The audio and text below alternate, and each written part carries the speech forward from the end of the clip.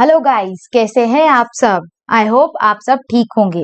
अब हमारा share and share capital का नेक्स्ट टॉपिक है accounting for bonus issue and right issue. ठीक है, आपके मॉड्यूल के अंदर पहले आपको दिया है राइट इशू, पहले आपको दिया है राइट इशू और फिर आपको दिया है बोनस इशू। ठीक है, ये हम मॉड्यूल में से न पढ़ते हुए ये डायरेक्टली मेरे नोट्स में से, ये जो मैंने खुद बनाई है ये नोट्स, इसमें से मैं आपको पढ़ाऊंगी और आपको इसका पीडीएफ अवेलेबल कर दिया जाएगा। ठीक है, चलिए पहले हम पढ़ते हैं introduction to the bonus issue. पहले हम नोट्स पढ़ लेंगे एंड अकॉर्डिंगली हम दोनों के इसके ऊपर bonus issue and right issue के ऊपर हम क्या करेंगे, इलस्ट्रेशंस सॉल्व करेंगे। एक बेसिक मैं आपको बताती हूँ कि what is mean by bonus issue.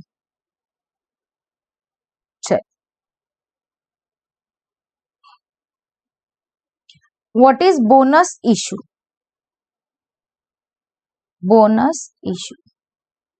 Bonus मतलब क्या? बोनस का मतलब होता है एडिशनल बेनिफिट्स। क्या होता है? Additional benefits. अब एडिशनल बेनिफिट्स किसे दिए जाते हैं? Ma'am, additional benefits existing share holder को दिए जाते हैं। किसे दिए जाते हैं? Existing share holders. Existing share holders मतलब जो कंपनी में ऑलरेडी एग्जिस्ट करते हैं, जिन्होंने कंपनी के शेयर्स ऑलरेडी होल्ड करके रखे हैं, ऐसे लोगों को कंपनी क्या करती है? बोनस देती है। मतलब एडिशनल बेनिफिट्स कंपनी देती है। किसे देती है? जो कंपनी के शेयर होल्डर्स है, जो कंपनी के मेंबर्स है, ऐसे लोगों को कंपनी क्या देती है? Additional benefits. Additional benefits in the form of bonus.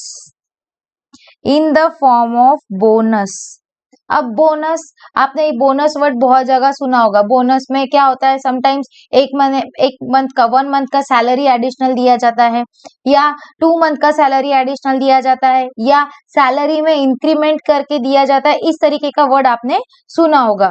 यहाँ पर बोनस इशू का रिलेवेंस है issue of bonus share.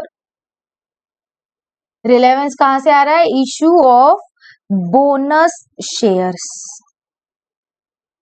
Bonus shares यानी additional shares issued to the existing share holder.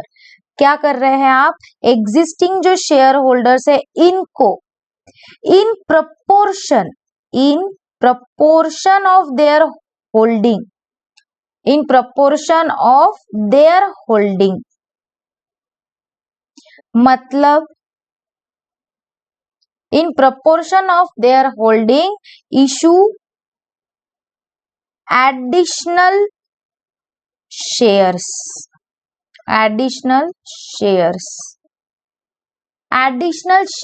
as per their holding। मतलब for example company ने क्या बोला कि company issue 1 bonus share for every 4 shares held। इसका मतलब क्या? कंपनी क्या कर रही है? जो शेयर होल्डर ने 4 शेयर्स ऑलरेडी हेल्ड करके रखे हैं, उसको 4 के बदले 1 एडिशनल शेयर मिलेगा। मतलब ये मिस्टर आकाश है, आकाश के पास 200 शेयर्स है। क्या है? 200 शेयर्स ऑलरेडी होल्ड करके रखे हैं XYZ लिमिटेड। XYZ लिमिटेड ने बोनस इशू किया कि जितने शेयर्स आप होल्ड करके रखोगे तो फॉर एवरी 4 शेयर्स हम 1 बोनस शेयर इशू करेंगे। ठीक है, आकाश ने 200 शेयर्स ऑलरेडी होल्ड करके रखे थे, तो इसको बोनस कैसा मिलेगा? फॉर एग्जिस्टिंग कितने हैं? 200। For every 4 shares, her 4 share के बदले कितने शेयर्स मिलेंगे? 1 शेयर। यानी मुझे बताओ कितने एडिशनल शेयर्स मिल रहे हैं? 50 शेयर्स। ये क्या हो गई, ये एडिशनल शेयर्स हो गए, किसको मिले, मिस्टर आकाश को मिले, एडिशनल बेनिफिट मिला। और ये जो होते हैं ना, ये होते हैं fully paid up. Fully paid up यानी ये एडिशनल बेनिफिट कंपनी दे रही है शेयर होल्डर्स को। शेयर होल्डर खुद होके कंपनी के शेयर्स परचेस नहीं कर रहा है, company fully paid up shares issue कर रही है शेयर होल्डर्स को। और कैसे इशू कर रही है, in proportion of their existing holding in the company. तो अब मिस्टर आकाश का टोटल शेयर कैपिटल कितना हो गया और टोटल शेयर होल्डिंग कितना हो गया मिस्टर आकाश का, एग्जिस्टिंग कितना था 200 शेयर्स और बोनस शेयर्स मिले कितने 50, तो टोटल होल्डिंग कितना हो गया 250 शेयर्स। यानी जब कंपनी डिविडेंड डिक्लेयर करेंगी तो डिविडेंड कितने पे पे करेगी, 200 पर नहीं तो 250 पे। और ये जो 50 शेयर्स इशू किए हैं कंपनी ने, ये 50 शेयर्स के बदले शेयर होल्डर्स को कुछ भी पे करने की जरूरत नहीं है, क्योंकि कंपनी ने ये फुल्ली पेड अप इशू किए हैं। ये आपको बेनिफिट कंपनी के तरफ से मिला है एडिशनल 50 शेयर्स का, without paying a single rupee. ठीक है, ये होता है issue of bonus share. Bonus share यानी additional benefits given by the company to the existing share holder. Existing यानी जो पहले से कंपनी के मेंबर्स है, न्यू मेंबर्स को या जनरल पब्लिक को ये शेयर्स नहीं दिए जाते, ये कंपनी के उन शेयर होल्डर्स को दिए जाते जो कंपनी में ऑलरेडी स्टेक रखते हैं। अब ये बोनस शेयर इशू तो करना है। अब ये 50 shares fully paid up of ₹10 each, मतलब इनका ये शेयर्स जो है ना, इनका फेस वैल्यू कितना है बोला 10, पर शेयर होल्डर से कंपनी पैसे ले रही है क्या, नहीं ले रही है, बट ये शेयर इशू करना है। इसका मतलब कंपनी का शेयर कैपिटल तो बढ़ जाएगा 50 शेयर से, और शेयर कैपिटल बढ़ जाएगा तो उतना अमाउंट भी तो शेयर कैपिटल को ट्रांसफर करना पड़ेगा। अब उतना अमाउंट शेयर कैपिटल को ट्रांसफर करना है तो वो पैसे कहाँ से आएंगे, यहाँ पर कितना ट्रांसफर हो रहा है 50 शेयर्स शेयर कैपिटल को ट्रांसफर हो रहे हैं। यानी बोनस इशू करने के लिए, बोनस शेयर्स इशू करने के लिए कितने पैसों की जरूरत है, कितने रुपीस की जरूरत है, कितने अमाउंट की जरूरत है मैम, 50 शेयर्स ऑफ ₹10 ईच, यानी 500 रुपीस की जरूरत है जो हमको शेयर कैपिटल को ट्रांसफर करना है, जो बैंक में रिसीव नहीं होने वाले, क्योंकि शेयर होल्डर तो पे नहीं करने वाला। तो ये 500 रुपीस कहाँ से आएंगे, तो ये 500 रुपीस आएंगे free reserves of the company, free reserves of the company, यानी ऐसा रिजर्व जो कंपनी ने ऑलरेडी साइड में निकाल कर रखा था फॉर फ्यूचर पर्पसेस, जो कंपनी के पास स्टॉक में पैसा अवेलेबल है जिसमें से कंपनी ये सारी चीजें पे ऑफ करती है। तो फ्री रिजर्व में क्या क्या इंक्लूड होता है, कौन कौन सी conditions you have to follow while issuing the bonus share, ये सब हमको पढ़ना है। I hope you all understand the basic meaning of what is mean by bonus issue. Bonus issue is nothing but the additional benefits given to the existing share holders. देखो क्या लिखा है bonus issue के बारे में। Bonus issue means, bonus issue means issue of free additional shares, free share से, free free free free, आपको एक भी पेनी पे करने की जरूरत नहीं है, फ्री है, टोटली फ्री। कंपनी देने वाली है ये शेयर्स शेयर होल्डर को, किसको दे रही है, एग्जिस्टिंग शेयर होल्डर्स, जो पहले से कंपनी के मेंबर्स है, ऐसे शेयर होल्डर्स को कंपनी बोनस इशू कर रही है, वो भी फ्री में, आपसे पैसा नहीं लेने वाली, कंपनी खुद पे करने वाली है additional shares without the additional inflow of cash. Company को कोई भी कैश नहीं मिलने वाली, without addition of cash company के पास पैसा नहीं आने वाला। It is based upon the number of shares that the shareholder already owns। मैंने पहले ही बताया कि कितना प्रोपोर्शन, ये कैसे इशू किया जाएगा in proportion of their existing holding. उनके पास ऑलरेडी कितने शेयर्स है उस पर डिपेंड करेगा कि उनको एडिशनल शेयर्स कितने मिलेंगे। मतलब अगर company 2 share for every 3 shares hold ऐसा देगी तो नंबर ऑफ शेयर्स ऑलरेडी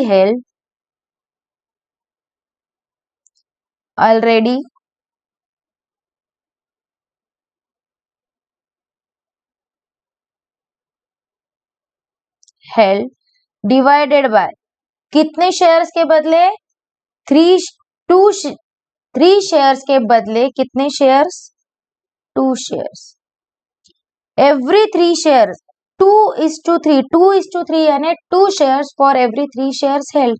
तो number of shares divided by कितने शेयर्स की प्रोपोर्शनेटली कितने नंबर ऑफ शेयर्स पे कितने मिलेंगे, जिन्होंने 3 होल्ड करके रखे उनको 2 मिलेंगे। इस तरीके से आपको नंबर ऑफ शेयर्स जितने पर्टिकुलर पर्सन ने या मेंबर ने होल्ड करके रखा उस पर निकलेगा कि उसको कितने बोनस शेयर मिलेंगे। With bonus issue the number of shares increased. अब बोनस शेयर मिलेंगे तो नंबर ऑफ शेयर इंक्रीज हो जाएंगे। जैसे हमने आकाश के केस में देखा, पहले 200 थे, अब 250 हो गए, number of shares increased. No change in net worth of company. कंपनी का शेयर कैपिटल तो जितना रहेगा ना उतना ही रहेगा। शेयर कैपिटल का टोटल जब देखोगे ना आप, share capital, reserve and surplus, ये 2 कॉलम आके यहाँ पर टोटल होता है।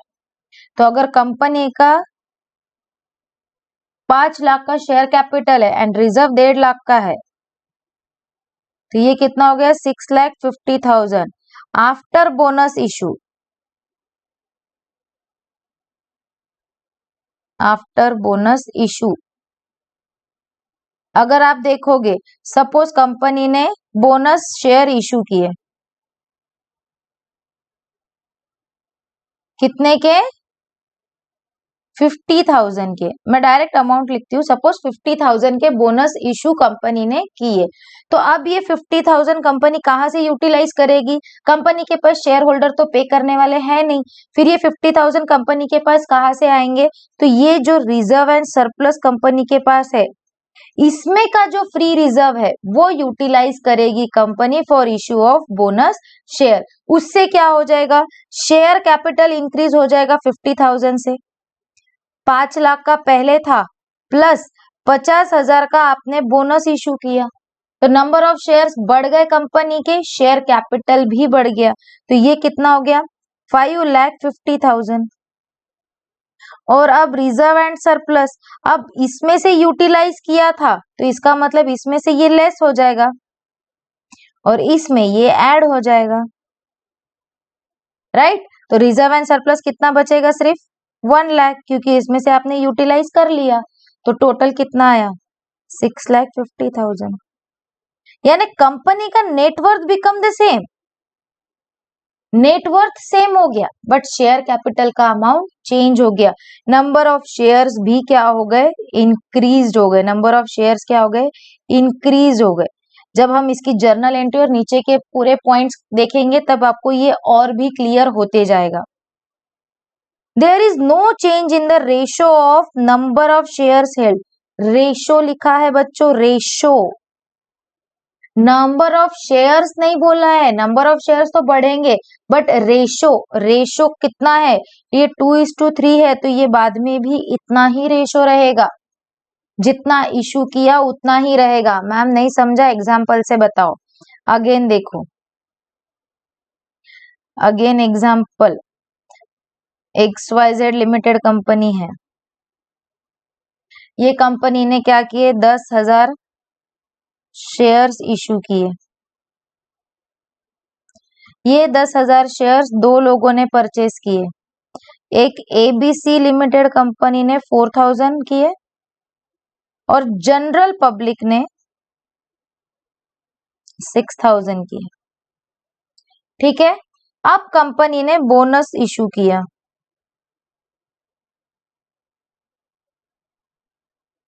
कंपनी ने बोनस इशू किया कितना, 1 share for every 4 shares held. अभी अमाउंट नहीं देखेंगे हम, अभी सिर्फ नंबर ऑफ शेयर्स देखेंगे। तो एबीसी लिमिटेड को कितने शेयर्स मिलेंगे? Bonus to ABC. एग्जिस्टिंग कितना था? 4000। कितने शेयर्स हेल्ड करने पर मिलने वाला एक share? For every 4 share they get 1 share. कितना आ रहा है? 1000। ठीक है, यहां लिखती हूँ 1000। और जनरल पब्लिक कितने थे? 6000। बोनस इशू क्या था? For every 4 share 1 share they get. 6000 divided by 4 कितना आ रहा है? 1500।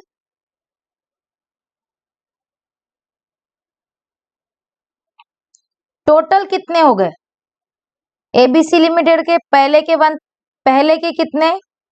4000। और जनरल पब्लिक के कितने पहले के? 6000। करो टोटल कितनी आ रही है? 5000। और यहाँ पर 7500। ठीक है, पहले का रेशो देखो। रेशो क्या था? रेशो कैसे निकालते हैं बताइए? रेशो कैसे निकालेंगे? 4000 ratio 4000 divided by 10,000 is to 6000 divided by 10,000। तो आपका रेशो आ रहा है 40:60 और 4:6 और 2:3। ये रेशो आ रहा है, ये एग्जिस्टिंग रेशो है। एग्जिस्टिंग 10,000 शेयर्स का रेशो क्या था? 4:6। मतलब 40% था एबीसी लिमिटेड का और 60% था जनरल पब्लिक का। अब बोनस इशू करने के बाद क्या रेशो है? निकालो। ABC and general public 5000 divided by total कितना है? 12,500 12,500 इज टू 7,500 डिवाइडेड बाय 12,500। निकालो, देखो निकाल के आता है ये 40% is to 60%। Can I write 4:6? मतलब पहले भी 4:6 ही था और उसको बाइफरकेट नहीं करते। 4:6 और बाद में भी आफ्टर बोनस इशू बिकम 4:6। मतलब ratio will not be change even after issue of bonus share. क्यों? क्योंकि अब हमने जो रेशो डिसाइड किया है इशू ऑफ बोनस शेयर का, ये जो रेशो है ना वो सभी के लिए सेम है। इसीलिए रेशो जो एग्जिस्टिंग था वही बाद में भी रहेगा। हमने for ABC and for general public अलग अलग बोनस इशू का शेयर नहीं रखा है, या इशू का जो प्रोपोर्शन है वो अलग अलग नहीं है, दोनों का भी सेम ही प्रोपोर्शन है। इसीलिए जो एग्जिस्टिंग रेशो है वही क्या रहेगा? Even after bonus issue existing ही क्या रहेगा? Ratio for share holders. तो वही लिखा है यहाँ पर।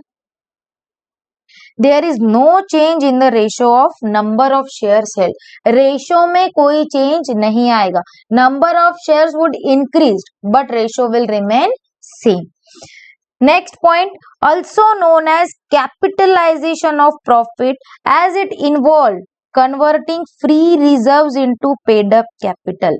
देखो मैंने आपको यहाँ पर बताया, इसे कैपिटलाइजेशन कहा जाता है। जब ये जो रिजर्व एंड सरप्लस का अमाउंट है, ये जब हम यूटिलाइज करते हैं for the purpose of issue of bonus share, तो क्या हो रहा है? प्रॉफिट कैपिटलाइज हो रहा है और शेयर कैपिटल इंक्रीज हो जा रहा है और reserve and surplus become reduced. कितने से? जितना अमाउंट ऑफ बोनस आप इशू कर रहे हो। इसीलिए लिखा है कि इसे कहा जाता है capitalisation of profit. Capitalisation of profit. Reserve and surplus में कौन कौन से आइटम इंक्लूड होंगे वो हम देखेंगे, उसके हिसाब से आपको समझेगा कि यहाँ पर प्रॉफिट क्यों लिखा है। Free reserves are those which are otherwise available for distribution as dividend. Free reserve मतलब ऐसा रिजर्व होता है जो बाद में या कंपनी ऐसा रिजर्व क्रिएट करके रखती है कि जब कंपनी को प्रॉफिट डिस्ट्रीब्यूट करना होता है शेयर होल्डर्स को, डिविडेंड पे करना होता है शेयर होल्डर्स को, तो वो उस रिजर्व में से उतना अमाउंट यूटिलाइज कर सके, इसीलिए कंपनी रिजर्व बनाकर रखती है, जो हमने हमारे अर्लियर स्टेज में पढ़ा था, like foundation. If it exceeds authorised capital, मतलब बोनस इशू अगर ऑथोराइज्ड कैपिटल से ज्यादा है, then resolution is required to be passed in general meeting. General meeting members की होती है, मेंबर्स की जनरल मीटिंग में क्या होगा, एक रिजोल्यूशन पास होगा कि ऑथोराइज्ड कैपिटल को बढ़ाओ। क्यों? क्योंकि बोनस इशू ज्यादा हो रहा है ऑथोराइज्ड कैपिटल से। सपोज ऑथोराइज्ड कैपिटल कितना है, ऑथोराइज्ड कैपिटल था 5 lakh, but after issuing bonus it becomes 5,50,000, यानी ऑथोराइज्ड कैपिटल बढ़ने वाला है या इंक्रीज हो रहा है ऑथोराइज्ड कैपिटल, बट आपका ऑथोराइज्ड कैपिटल कितना रजिस्टर्ड है, ओनली 5 लाख। तो आपको जनरल मीटिंग का एक रिजोल्यूशन पास करना पड़ेगा to increase the authorised capital, क्योंकि after issuing bonus share authorised capital क्या हो रहा है, वुड इंक्रीज। ठीक है, आगे देखिए, ऑथोराइज्ड कैपिटल इंक्रीज करने के लिए जनरल मीटिंग का एक रिजोल्यूशन पास करने की जरूरत है, और ये MCQ point of view important है। ठीक है,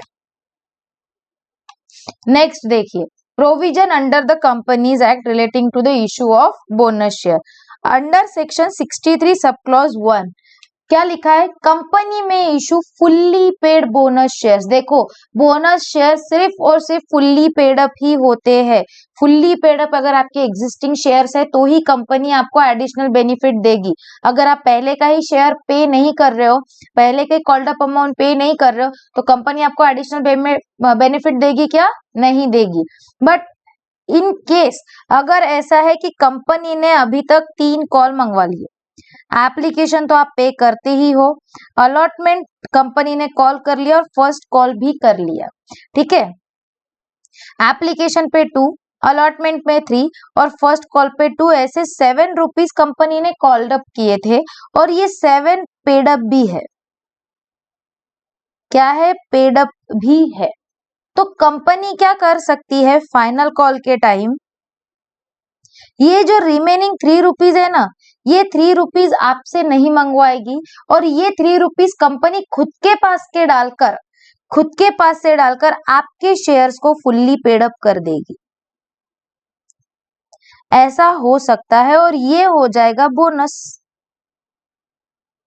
जो कंपनी ने खुद के पास से दिया आपको। ये आपसे ना मंगवाते हुए कंपनी ने क्या किया, एज अ इन एक्सचेंज और in lieu of bonus company ने क्या किया, जो uncalled up unpaid up share था वो खुद के पास से पे करके आपके शेयर्स को फुल्ली पेड अप कर दिया।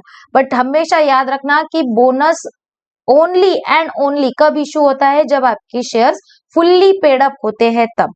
आपके मॉड्यूल में कुछ क्वेश्चंस है जिसमें पार्टली पेड अप शेयर्स पे भी बोनस इशू किया गया है, हम वहां पर अगेंस्ट में नहीं जा सकते मॉड्यूल के, बट कंपनीज एक्ट के हिसाब से या as per Companies Act section 63 companies only and only issue bonus only to the fully paid up equity और प्रेफरेंस शेयर्स। ठीक है, फुल्ली पेड अप शेयर्स को ही बोनस दिया जाता है। In any manner out of, अब बोनस कहाँ से पे करेगी कंपनी के पास बोनस पे करने के लिए पैसा कहाँ से आएगा, तो कंपनी यूटिलाइज कर सकती है from its free reserve, company के पास जो रिजर्व अवेलेबल है उसमें से, सिक्योरिटीज प्रीमियम कंपनी के पास जो प्रीमियम का अमाउंट जमा है उसमें से, या सीआरआर अकाउंट जो कंपनी ने शेयर्स एंड डिबेंचर्स को रिडीम करने के लिए, रीपे करने के लिए जो अमाउंट साइड में निकाल कर रखी थी, जो रिजर्व बना के रखा था, उसमें से भी कंपनी इशू कर सकती है। क्या इशू कर सकती है, बोनस। ये बहुत इंपॉर्टेंट है। कहाँ से कंपनी इशू कर सकती है बोनस शेयर? तो कंपनी इशू कर सकती है from free reserve, securities premium and CRR created for the repayment of shares and debentures. ठीक है। However no issue of bonus share shall be made. कब नहीं होगा bonus share issue? By capitalising reserve created by revaluation of asset. Revaluation asset जब आप करते हो तब रीवैल्यूएशन रिजर्व क्रिएट होता है। देखो अगर मेरी कोई असेट है, सपोज मेरी एक असेट है, ठीक है, मेरी एक असेट है जिसका वैल्यू है, जो बुक्स ऑफ अकाउंट में दिख रही है 10,000। ठीक है, 10,000 की बुक्स ऑफ अकाउंट में दिख रही है। बट आज 31 मार्च 2022 को जब मैंने वैल्यूएशन किया तो मेरे असेट का वैल्यू हो गया 12,000। अब मुझे ये असेट का वैल्यू 10,000 से 12,000 पर दिखाना है बुक्स ऑफ अकाउंट के। बुक्स ऑफ अकाउंट के अंदर मुझे जो करंट फिनेंशियल पोजीशन है मेरे असेट एंड लायबिलिटीज की वो शो करना पड़ता है। तो मुझे मेरी असेट का वैल्यू 12,000 बताना है। अब 12,000 बताना है तो मुझे 2,000 एडिशनल लगेंगे। अब ये 2,000 मैं कहां से लाऊंगी? तो मैं इसके लिए क्या करूंगी? रिजर्व क्रिएट करूंगी। रिजर्व क्रिएट करके डबल एंट्री सिस्टम हम फॉलो करते हैं तो 2 एंट्रीज चाहिए। तो असेट का वैल्यू बढ़ेगा तो इधर रिजर्व का भी वैल्यू बढ़ाना पड़ेगा। बैलेंस शीट के टर्म्स में अगर मैं आपको बताऊं तो यहाँ पर असेट है मेरी और यहाँ पर मेरा रिजर्व एंड सरप्लस है। सपोज मेरी असेट 10,000 की है और यहाँ पर मेरा रिजर्व यानी मेरे लायबिलिटीज की टोटल भी 10,000 ही है। अब मुझे मेरे असेट का वैल्यू 12,000 तक लेकर जाना है, यानी मुझे असेट को 2,000 से इंक्रीज करना है। अब अगर मैं असेट को 2,000 से इंक्रीज करके 12,000 लाऊं तो यहाँ पर मेरी बुक्स ऑफ अकाउंट मेरे टैली नहीं होंगे। यहाँ पर तो 10,000 ही आ रहा है। तो यहाँ पर मैं क्या करूंगी? रीवैल्यूएशन रिजर्व क्रिएट करूंगी। कितने का? 2,000 का। कौन से 2,000? ये वाले। जब मैंने असेट को बढ़ाया तब मेरा रिजर्व भी बढ़ा। Double entry system we have to follow. इधर से अगर डेबिट हुआ तो इधर से भी क्रेडिट की एक एंट्री आनी ही चाहिए। ये रीवैल्यूएशन रिजर्व में अमाउंट जाएगा तभी मेरे असेट का क्या होगा? वैल्यू इंक्रीज होगा। इसीलिए क्या बोला? और ये जो रीवैल्यूएशन रिजर्व क्रिएट हो रहा है ये कैश में आ रहा है क्या आपके पास? नहीं। आपने तो क्या किया? असेट की एंट्री पास की, असेट अकाउंट डेबिट, क्योंकि मुझे असेट का वैल्यू बढ़ाना है। कितने से? 2,000 से। पर मैं क्रेडिट क्या करूं? कहां से पैसे लाऊं? बैंक से तो मैंने दिए नहीं। बैंक से पैसे गए क्या आपके पास से कि आपने असेट 2,000 की एडिशनल परचेस की इसीलिए आप बैंक को क्रेडिट करो? नहीं। तो आप क्या करोगे? रीवैल्यूएशन रिजर्व क्रिएट करोगे जिसमें से आप यूटिलाइज करोगे ये 2,000। तो ये 2,000 आपके पास नॉट रियलाइज्ड इन कैश, आपको कैश में पैसे नहीं मिले हैं। ये 2,000 you just created to make the double entry. आपको अकाउंट्स टैली करने हैं, आपको रियल टाइम में सिस्टम को टैली करना है, इसीलिए आपने ये रीवैल्यूएशन रिजर्व को क्रिएट किया है। बट आपको ये रिजर्व कैश में नहीं मिला, आपके पास एक्चुअल में इतना पैसा नहीं आया है, इसीलिए eight the time of issue of bonus share आप रीवैल्यूएशन रिजर्व को यूटिलाइज नहीं कर सकते। आप कौन सा अमाउंट यूज कर सकते बोनस के टाइम पर? Only those amount which are realised in cash. Those reserve which are realized in cash can be used to issue the bonus share। बस वही पॉइंट यहाँ पर लिखा है। No issue of bonus share shall be made by capitalizing reserve created by revaluation of asset. Revaluation reserve से जो आपका reserve create हुआ है, जो आपने यहाँ पर डाला था फ्री रिजर्व्स में, उसके अंदर आप उसको आप यूटिलाइज नहीं कर सकते for issue of bonus share. Also provided in regulation 94 of SEBI. SEBI में भी दिया गया है, सेबी के रेगुलेशंस में भी, कि आप रीवैल्यूएशन रिजर्व को यूज नहीं कर सकते for issue of fully paid up bonus share. 63(2) section में क्या लिखा है? No company shall capitalise its profit और reserve for the purpose of issuing fully paid up bonus share unless. कब तक के आप यूज नहीं कर सकते रिजर्व को? जब तक के आपके आर्टिकल ने परमिशन नहीं दी है कि हाँ आप बोनस इशू कर सकते हो, प्लस ये बोनस आप रिजर्व में से यूटिलाइज कर सकते हो, तो आपको परमिशन देने चाहिए आर्टिकल्स ने। It is recommendation of the board, अगर बोर्ड ने रिकमेंड किया होगा, सजेशन दिया होगा, तो भी जनरल मीटिंग के अंदर उसका अप्रूवल लेना जरूरी है। सिर्फ बोर्ड रिजोल्यूशन से आप बोनस इशू नहीं कर सकते, आपको जनरल मीटिंग का रिजोल्यूशन भी रिक्वायर्ड है।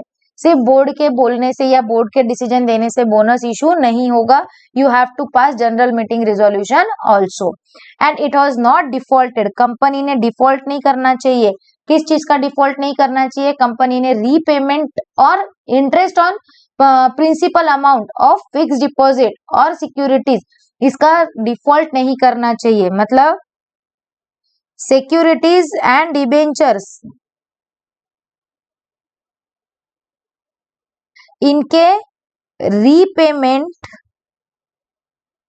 प्लस इनके ऊपर चार्ज होने वाला इंटरेस्ट, ये टाइम टू टाइम पे करना चाहिए, नॉट डिफॉल्टेड। ये पेमेंट करने के टाइम कंपनी ने डिफॉल्ट नहीं करना चाहिए। कंपनी रेगुलर होना चाहिए रीपेमेंट करते टाइम और इंटरेस्ट पे करते टाइम। अगर कंपनी ने डिफॉल्ट किया और पेमेंट नहीं किया तो कंपनी इशू नहीं कर सकती bonus share. Bonus share issue करने के लिए आपका रिजर्व यूटिलाइज कर रहे हैं, मतलब पहले जिसको इंटरेस्ट देना है वो तो दे नहीं रहे हो, जिसका रीपेमेंट करना है वो तो नहीं कर रहे हो, और चले बोनस शेयर इशू करने के लिए तो एडिशनल बेनिफिट मत दो, पहले जो रेगुलर है वो तो दे दो, है ना। इसीलिए अगर कोई डिफॉल्ट किया होगा तो भी कंपनी बोनस इशू नहीं कर सकती। If it has not defaulted in respect of payment of statutory dues of the employees such as contribution to provident fund, gratuity and bonus, company ने डिफॉल्ट नहीं करना चाहिए स्टैट्यूटरी ड्यूज पे करने के लिए, यानी एम्प्लॉयज के कुछ ड्यूज है तो वो रेगुलरली पे करने चाहिए। एम्प्लॉयज का कोई कंट्रीब्यूशन है required to the payment towards the provident fund, bonus, gratuity, इसका रेगुलर पेमेंट करना चाहिए। अगर ये पेमेंट में कोई डिफॉल्ट किया होगा तो भी कंपनी क्या नहीं कर सकती? बोनस इशू नहीं कर सकती। The partly paid up share, if any outstanding on the date of allotment, are made fully paid up. अगर कोई शेयर पहले पार्टली पेड अप है, जैसे मैंने आपको ये एग्जांपल में बताया कि पार्टली पेड अप है, तो पहले कंपनी को उसको फुल्ली पेड करना पड़ेगा and then only company can issue bonus. Company को पहले पार्टली पेड अप शेयर को फुल्ली पेड अप करना पड़ेगा और फिर fully paid up bonus share के ऊपर ही कंपनी क्या करेगी? बोनस इशू करेगी। पार्टली पेड अप शेयर के ऊपर कंपनी बोनस इशू नहीं कर सकती। Free reserves may be used for paying up amounts unpaid on shares held by existing shareholders. मैंने अभी आपको बताया कि फाइनल कॉल अगर पे नहीं किया है तो कंपनी फ्री रिजर्व्स का अमाउंट यूटिलाइज कर सकती है पार्टली पेड अप शेयर को फुल्ली पेड अप करने के लिए। दो securities premium account and CRR can not be used, मतलब सिर्फ फ्री रिजर्व्स ही यूज कर सकते हैं पार्टली पेड को फुल्ली पेड करने के लिए। Securities premium and CRR can not be used. ये बहुत इंपॉर्टेंट पॉइंट है, हाईलाइट करके रखा है IMP for the MCQ point of view और ऑब्जेक्टिव पॉइंट ऑफ व्यू। ठीक है, आगे देखो। The company which has once announced the decision of board recommending the bonus share shall not subsequently withdraw the same. एक बार declare कर दिया तो बाद में आप विड्रॉ नहीं कर सकते कि अब हम बोनस नहीं इशू करेंगे, कंपनी के पास पैसा नहीं है और कुछ पर्सनल रीजंस एंड ब्ला ब्ला ब्ला, आप नए नए रीजंस देखकर आप क्या नहीं कर सकते? विड्रॉ नहीं कर सकते। सेक्शन 63(3) में क्या लिखा है? Bonus share shall not be issued in leave of dividend. Dividend के जगह पर बोनस इशू नहीं कर सकते। नहीं तो बोला कि मैम आप डिविडेंड देने वाले थे, एक काम करो डिविडेंड की जगह क्या कर दो, बोनस इशू कर दो। तो ऐसा नहीं हो सकता। डिविडेंड की जगह डिविडेंड ही देना पड़ेगा और बोनस की जगह बोनस। आप डिविडेंड के जगह पर in lieu of dividend you can not issue bonus share. देखो अब कुछ प्रोविजंस दी है आपके सेबी में, सेबी रेगुलेशंस में भी सेम प्रोविजंस है, कुछ एक दो ही प्रोविजन है जो अलग है। हम रीड आउट कर लेंगे कौन कौन सी प्रोविजन है। अ लिस्टेड कंपनी, देखो सेबी में जो भी प्रोविजंस दी है वो किसके लिए दिए है? लिस्टेड कंपनी के लिए।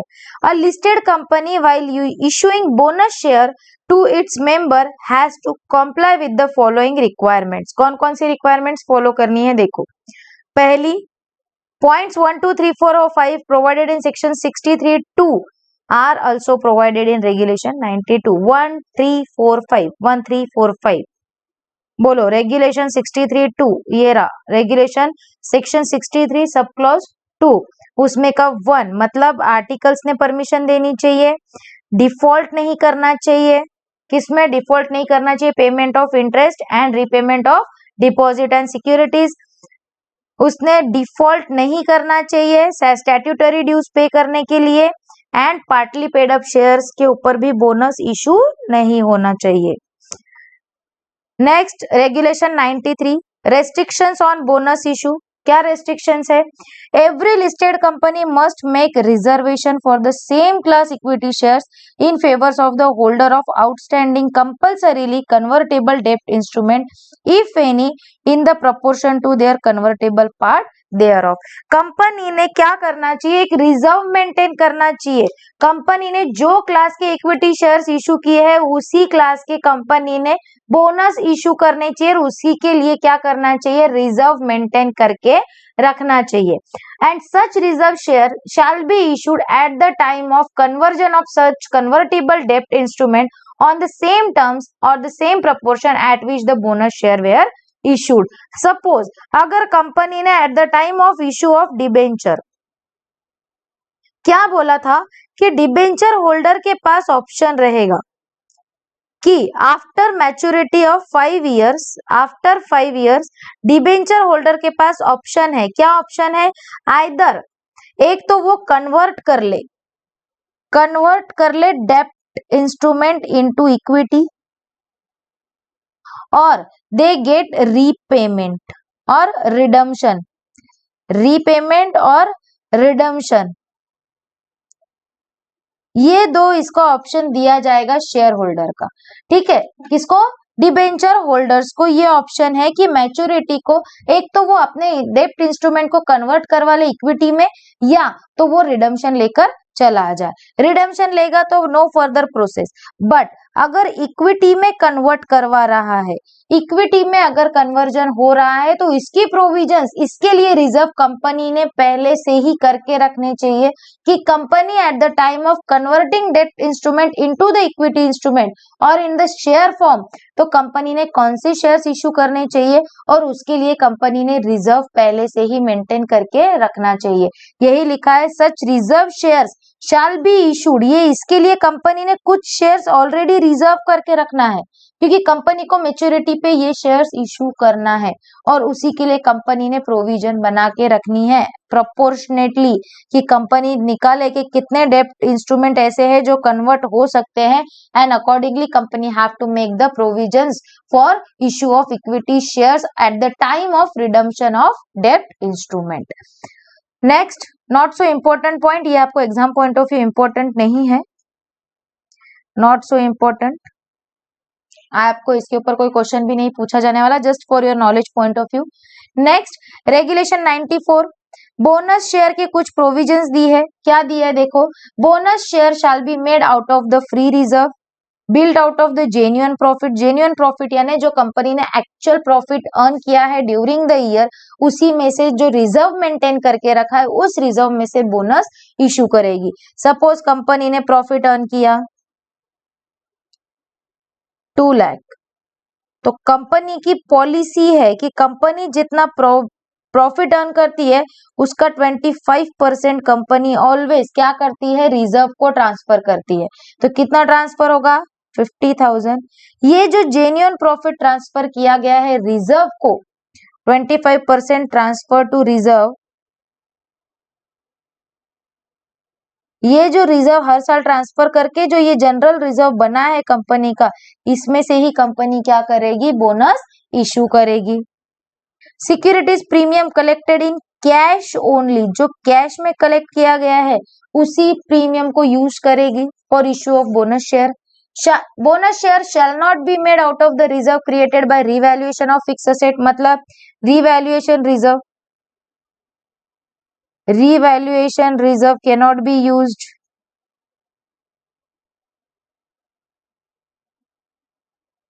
and last shall not be issued in lieu of dividend। ये सारे पॉइंट्स हमने ऊपर देखे हैं। completion of bonus issue, most important, each and every word of this paragraph is important। Regulation 95 बहुत इंपॉर्टेंट पॉइंट है, एमसीक्यू इसमें से कुछ भी पूछा जा सकता है, MCQ point of view it is very important point.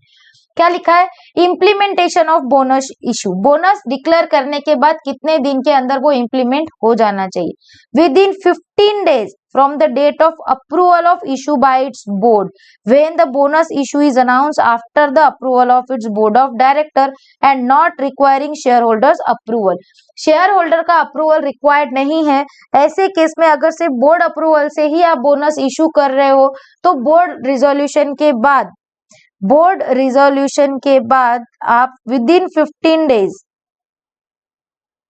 15 days bonus issue हो जाना चाहिए। और अगर यहाँ पर जनरल मीटिंग का स्पेशल रिजोल्यूशन रिक्वायर्ड है, even after board resolution plus board resolution, तो ये कंप्लीट हो जाना चाहिए विद इन 2 मंथ्स। सिर्फ ओनली बोर्ड है, बोर्ड का रिजोल्यूशन है तो with in 15 days of the approval, और अगर जनरल मीटिंग का रिजोल्यूशन पास किया है तो with in 2 months from the date of meeting of the board. देखो बोर्ड की मीटिंग से, फिर से यहाँ पर अगर मैं शॉर्ट में लिख के दूं आपको, तो देखो बोर्ड, यहाँ पे लिखेंगे general meeting resolution not required,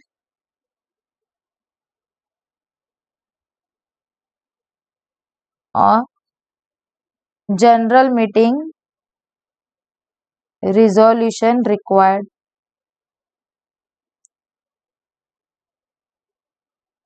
तो ये विद इन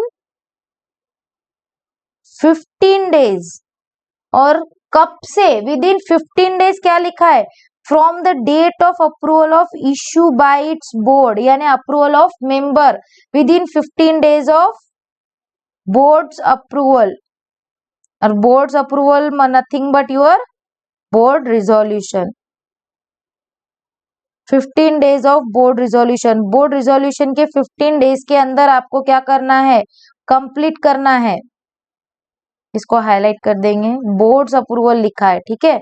बट यहाँ पर देखो within 2 months from the date of meeting of its board ही है, मीटिंग ऑफ इट्स बोर्ड ही है, बोर्ड की मीटिंग से 2 महीने के अंदर, अगेन यहाँ पर भी with in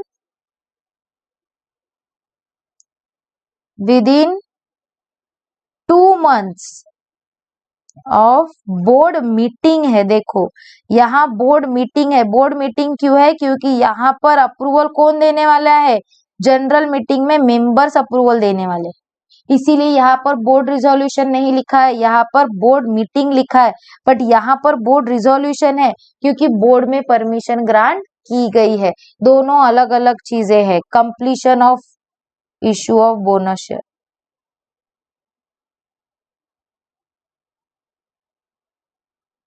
completion of bonus issue, बहुत इंपॉर्टेंट है ये point, completion of bonus issue.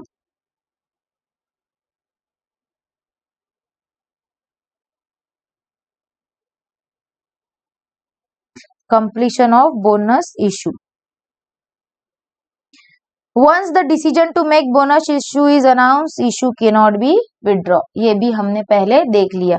Regulation number 95 इसको हाईलाइट करके रखना इंपॉर्टेंट है। आगे देखो, अब जर्नल एंट्रीज है, ये हम डायरेक्ट क्वेश्चन में पढ़ेंगे, नॉट सो बिग डील, ठीक है। ये मैं डायरेक्ट आपको क्वेश्चन में बताऊंगी कि जर्नल एंट्रीज कैसे पास करना है। अब हमको पढ़ना है राइट इशू। पहले पूरा थ्योरी पढ़ लेंगे और फिर हम इसके एक साथ में इलिस्ट्रेशन सॉल्व करेंगे, क्योंकि कुछ इलिस्ट्रेशन ऐसे हैं जिसमें राइट इशू और बोनस इशू दोनों के भी पॉइंट्स कवर किए गए हैं।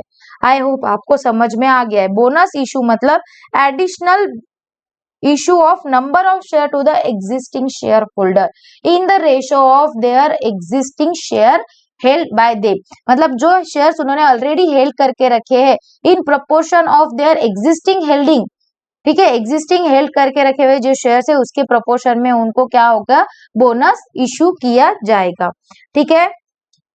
अब राइट इशू का क्या मतलब होता है? राइट इशू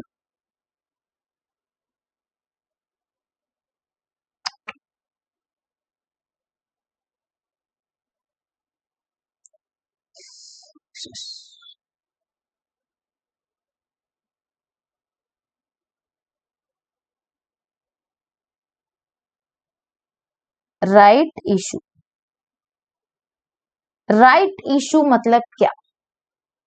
आगे XYZ लिमिटेड है, जाने दो, हम हमारे कंपनी का नाम रखेंगे pathway learning always.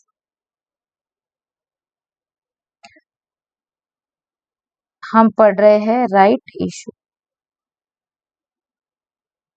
Right issue का मतलब क्या? अब देखो, हमारी एक कंपनी है पाथवे लर्निंग, दिख रहा है कलर, ठीक है। पाथवे लर्निंग्स नाम की कंपनी है जिसने क्या किया, अपने एग्जिस्टिंग शेयर होल्डर्स को, अगेन एग्जिस्टिंग ही आएगा,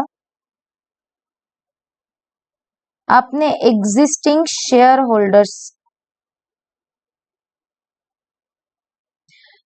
होल्डर्स को राइट दिया है to purchase the share of company.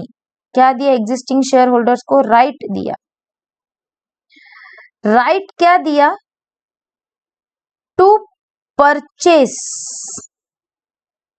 और to buy the shares of the company,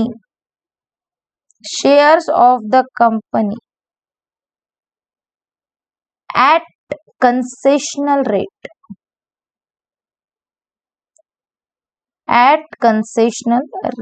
इसका मतलब क्या?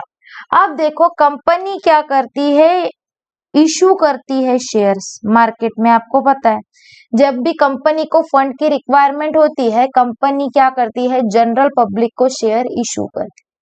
अब कंपनी जनरल पब्लिक को शेयर्स इशू करती है as per their market price. अब कंपनी हमेशा नए शेयर होल्डर्स को नए शेयर्स इशू करेगी, उसके पहले कंपनी क्या करती है, अपने एग्जिस्टिंग शेयर होल्डर्स को एक ऑफर देती है कि हम नए लोगों को शेयर इशू करें, उससे पहले हम आपको राइट्स देते हैं कि आप कंपनी के शेयर परचेस करो एट कंसेशनल रेट, ठीक है। एट कंसेशनल रेट यानी जो मार्केट प्राइस है उससे कम में। मतलब कैसा? सपोज कंपनी ने इशू किए 10,000 शेयर्स, 10,000 शेयर्स कंपनी ने इशू किए, जिसका मार्केट वैल्यू, कंपनी का आज के शेयर्स का मार्केट वैल्यू है 120 रुपीज पर शेयर। मतलब कंपनी अगर ये शेयर्स मार्केट में इशू करेगी तो कितने में इशू करेगी? रुपीज 120 रुपीज पर शेयर के हिसाब से कंपनी ने 10,000 शेयर्स इशू करने के लिए निकाले। अब कंपनी ये क्या करेगी, डायरेक्ट जनरल पब्लिक को कंपनी इशू कर सकती है, बट कंपनी क्या करती है, उसके ये जो एग्जिस्टिंग शेयर होल्डर्स है, ये एग्जिस्टिंग शेयर होल्डर्स को ऑफर देती है कि आप कंपनी के ये शेयर्स परचेस करो। इसका भी एक प्रपोर्शन दिया जाता है, that is for every 5 shares held 2 share for every 5 share held, मतलब 2:5, 2 shares for every 5 shares held, मतलब जिस भी शेयर होल्डर ने 5 शेयर हेल्ड करके रखे हैं, हर 5 शेयर के बदले 2 शेयर्स का राइट है at a price of at ₹80। मतलब मार्केट में हमारे शेयर्स का वैल्यू है 120 रुपीज, हम आपको ऑफर देते हैं कि आप ये शेयर परचेस करो एट 80 रुपीज। पैसे तो देना है बट कंसेशन देते हैं क्योंकि आप हमारे कंपनी के एग्जिस्टिंग शेयर होल्डर्स हो, इसीलिए हम आपको ऑफर देते हैं कि आप कंपनी के शेयर्स परचेस करो एट कंसेशनल रेट ऑफ ₹80। अब हमने प्रपोर्शन इसलिए रखा कि अगर सारे ही शेयर होल्डर परचेस करने लगे तो हमारा नुकसान हो जाएगा। 120 का शेयर हमको सभी को 80 में ही देना पड़ेगा, यानी 120 का शेयर हमको सभी को 80 रुपीज में ही देना पड़ेगा। इसीलिए कंपनी पूरा की पूरा एग्जिस्टिंग शेयर होल्डर्स को नहीं देती, तो इन प्रपोर्शन देती है कि जितने शेयर्स एग्जिस्टिंग शेयर होल्डर ने होल्ड करे उसके हिसाब से हम राइट्स देंगे, यानी फॉर एवरी 5 शेयर्स हेल्ड आपको कितने शेयर्स मिलेंगे? 2 शेयर्स मिलेंगे, ठीक है। और बचा हुआ शेयर किसको देंगे? जनरल पब्लिक को। अब इतना तो समझ में आ गया मैम। अब ऐसा भी तो हो सकता है, अब सपोज मेरे पास ये एग्जिस्टिंग शेयर होल्डर है, इतना लिख लिया। मेरे पास एग्जिस्टिंग, यही पे लिखती हूँ सब, चलो। मेरे पास एग्जिस्टिंग शेयर होल्डर्स थे, एग्जिस्टिंग शेयर होल्डर्स थे। सपोज मेरे पास एग्जिस्टिंग शेयर होल्डर्स थे 10 बहुत कम हो जाएंगे ना, 100 लेंगे। 100 share holders having 100 shares each. हमारे पास 100 शेयर होल्डर है जिन्होंने, हर शेयर होल्डर ने 100 शेयर्स होल्ड करके रखे। इस तरीके से नहीं, हम ज्यादा भी ले सकते। 300 share holders having 20 shares each, 60 shares each, ठीक है। तो टोटल शेयर्स कितने हो गए? कितने हो गए? 18,000 शेयर्स। अब हमने राइट्स दिए 10,000 शेयर के, तो हमने कैसे दिए? फॉर एवरी 5 शेयर्स हेल्ड हम 2 शेयर्स इशू करेंगे। सपोज मेरे पास ए नाम का बंदा है, बी नाम का बंदा है, सी और डी, ये 4 लोग हैं। ए ने 200 शेयर्स हेल्ड करके रखे, बी ने 300, सी ने 100 और डी ने 50। इतने शेयर्स इन्होंने हेल्ड करके रखे, शेयर्स हेल्ड। अब राइट कितने शेयर्स पे है इनके पास? Rights for every 5 shares they get 2 shares, मतलब 200 into, पहले तो divided by 5 into 2, for every 5 share held they get 2 shares. ऐसे ही इसका 300 divided 5 into 2, 100 divided 5 into 2 and 50 divided by 5 into 2। तो राइट्स कितने मिले हमको? देखो 200 divided by 5 into 2, 80 shares A buy कर सकता है।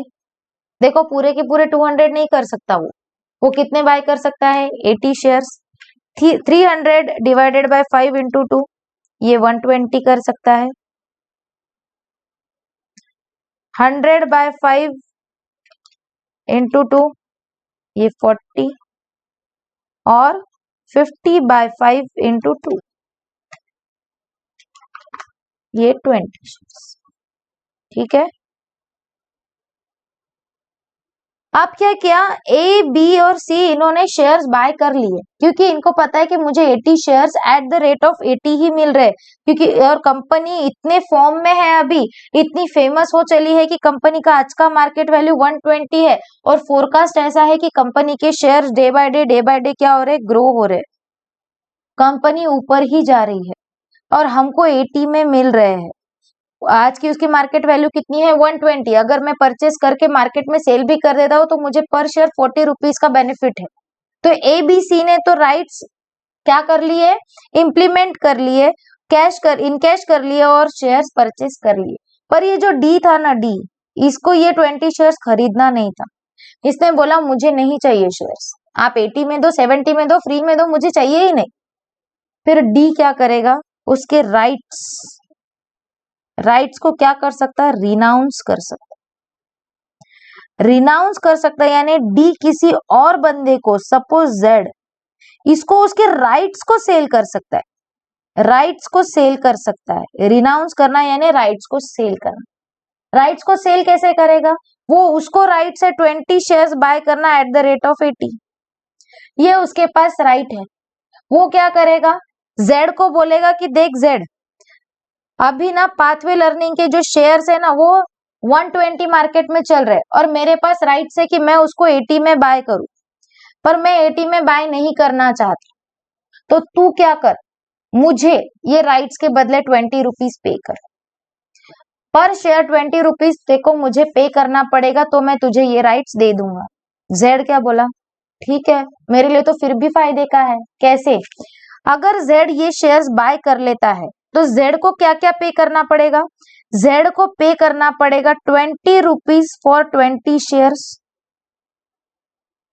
किसको, डी को, पे टू डी। किसको पे करना पड़ेगा, डी को, क्योंकि डी ने सेल किए उसके राइट्स, कितने में सेल किए, 20 रुपीज में सेल किए। देखो डी ने शेयर्स परचेस नहीं किए, परचेस करता तो 80 उसके जेब से जाते, बट उसने क्या किया, 20 रुपीज में अपने राइट्स को सेल कर दिया। राइट्स सेल होते हैं, रिनाउंस होते हैं, सेल कर दिया, तो डी को फायदा हो गया कितना, 400 रुपीज का। और जेड को क्या पे करना पड़ेगा, ₹80 फॉर 20 शेयर्स, यानी उसको कितना पे करना पड़ रहा, 1600। तो टोटल उसका पेमेंट कितना हो गया, 2000।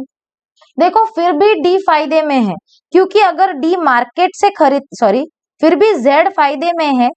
कैसे, क्या बेनिफिट में, क्योंकि जेड अगर ये 20 शेयर्स मार्केट से खरीदता तो उसको वो शेयर्स कितने में गिरता, 120 में, तो टोटल कितने हो जाते उसके, 2400 उसको पे करना पड़ता था अगर वो ये 20 शेयर्स मार्केट से परचेस करता था।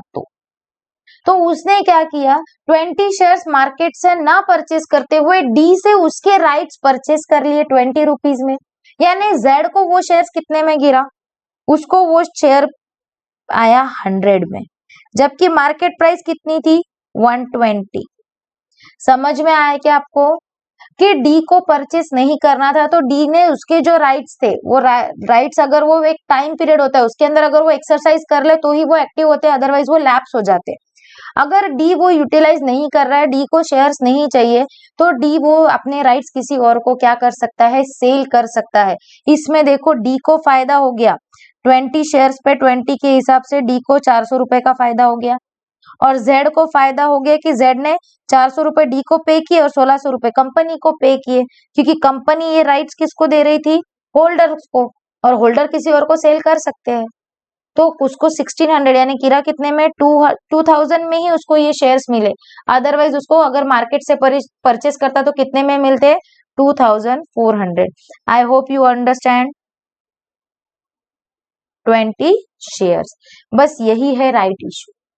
अब इसमें आपको पूछा जाता है theoretical price,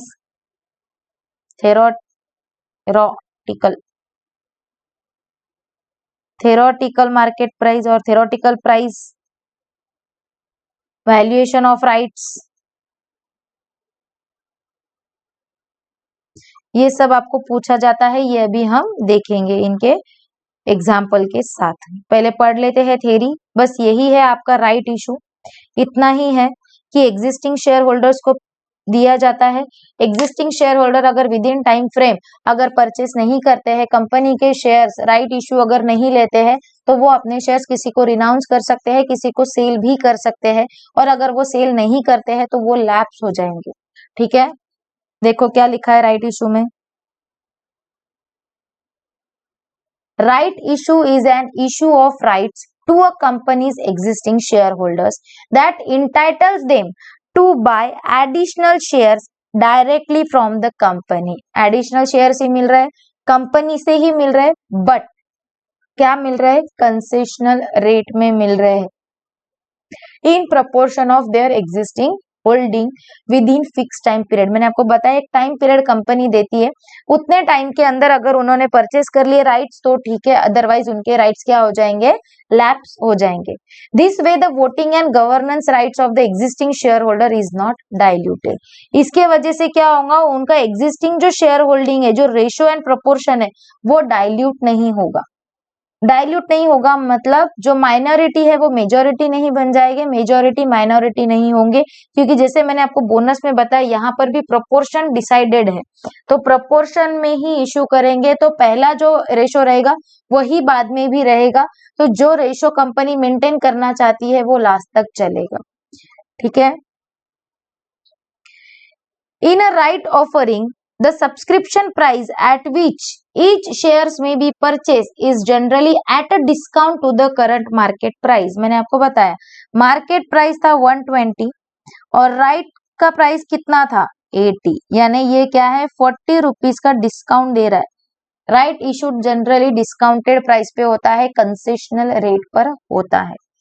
rights are often transferable, मैंने अभी आपको बताया राइट्स ट्रांसफर भी कर सकते हैं, allowing the holder to sell them in open market. आप किसी को भी आपके राइट्स क्या कर सकते हो, सेल कर सकते हो। They have an implicit right to renounce this right in favour of someone else. Renounce करना यानी बेच देना, आपको राइट दिया गया है कि आप आपके राइट्स किसी को भी सेल कर सकते हो इन open market, someone else unless article restricts such right। अगर आर्टिकल ऑफ एसोसिएशन में दिया है कि आप ये शेयर्स किसी और को सेल नहीं कर सकते तो आप नहीं कर सकते, अदरवाइज आप ये शेयर्स किसी को भी सेल कर सकते। शेयर नहीं, rights, right to buy at discounted price, right to buy at discounted price, ये राइट आप किसी को भी क्या कर सकते हो, सेल कर सकते हो। When the existing shareholders charge for the renouncement, it's called value of right। जितने में आप मार्केट में सेल करने वाले थे, जितने में आपने ये थर्ड पर्सन को आपने जितने में सेल किया उसे कहा जाएगा वैल्यू ऑफ राइट। हम कैलकुलेशन देखेंगे। Difference between come right and x right value of share is the value of right. ये हम कैलकुलेशन पार्ट में देखेंगे, तब आपको और अच्छे से समझेगा। Provision under the companies act, क्या लिखा है, issuing the letter of offer. Condition for issuing the letter of offer क्या लिखा है, देखो देखो क्या लिखा है, the offer is made by notice to share holder which consist the following.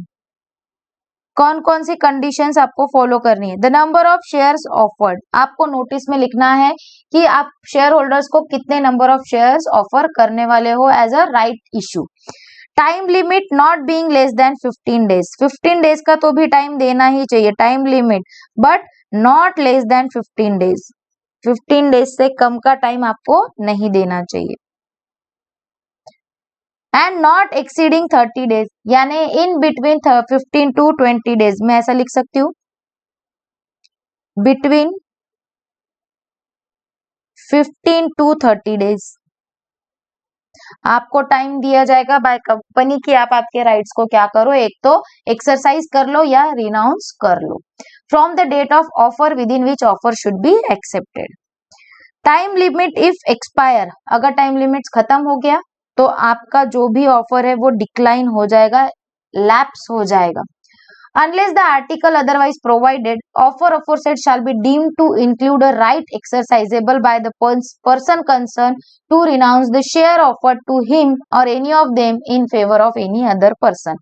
Articles में जब तक के अगर आर्टिकल्स में प्रोवाइड किया गया है कि आप ऐसा नहीं कर सकते, आर्टिकल्स रेस्ट्रिक्शन डाल सकता है, आर्टिकल्स में ये दिया नहीं है कि आप रिनाउंस करो, ये जनरली आपको अलाउ किया गया है कि आप रिनाउंस कर सकते हो, किसी और को आपके राइट सेल कर सकते हो, बट अगर आर्टिकल में आपको रेस्ट्रिक्शन दिए हैं तो आप आपके शेयर किसी को भी सेल नहीं कर सकते, रिनाउंस नहीं कर सकते इन favour of other person. After the expiry of the time specified in the notice, or in receipt of earlier intimation or rejection from the shareholder, the board of director may dispose of them in a manner which is not disadvantageous to the shareholder.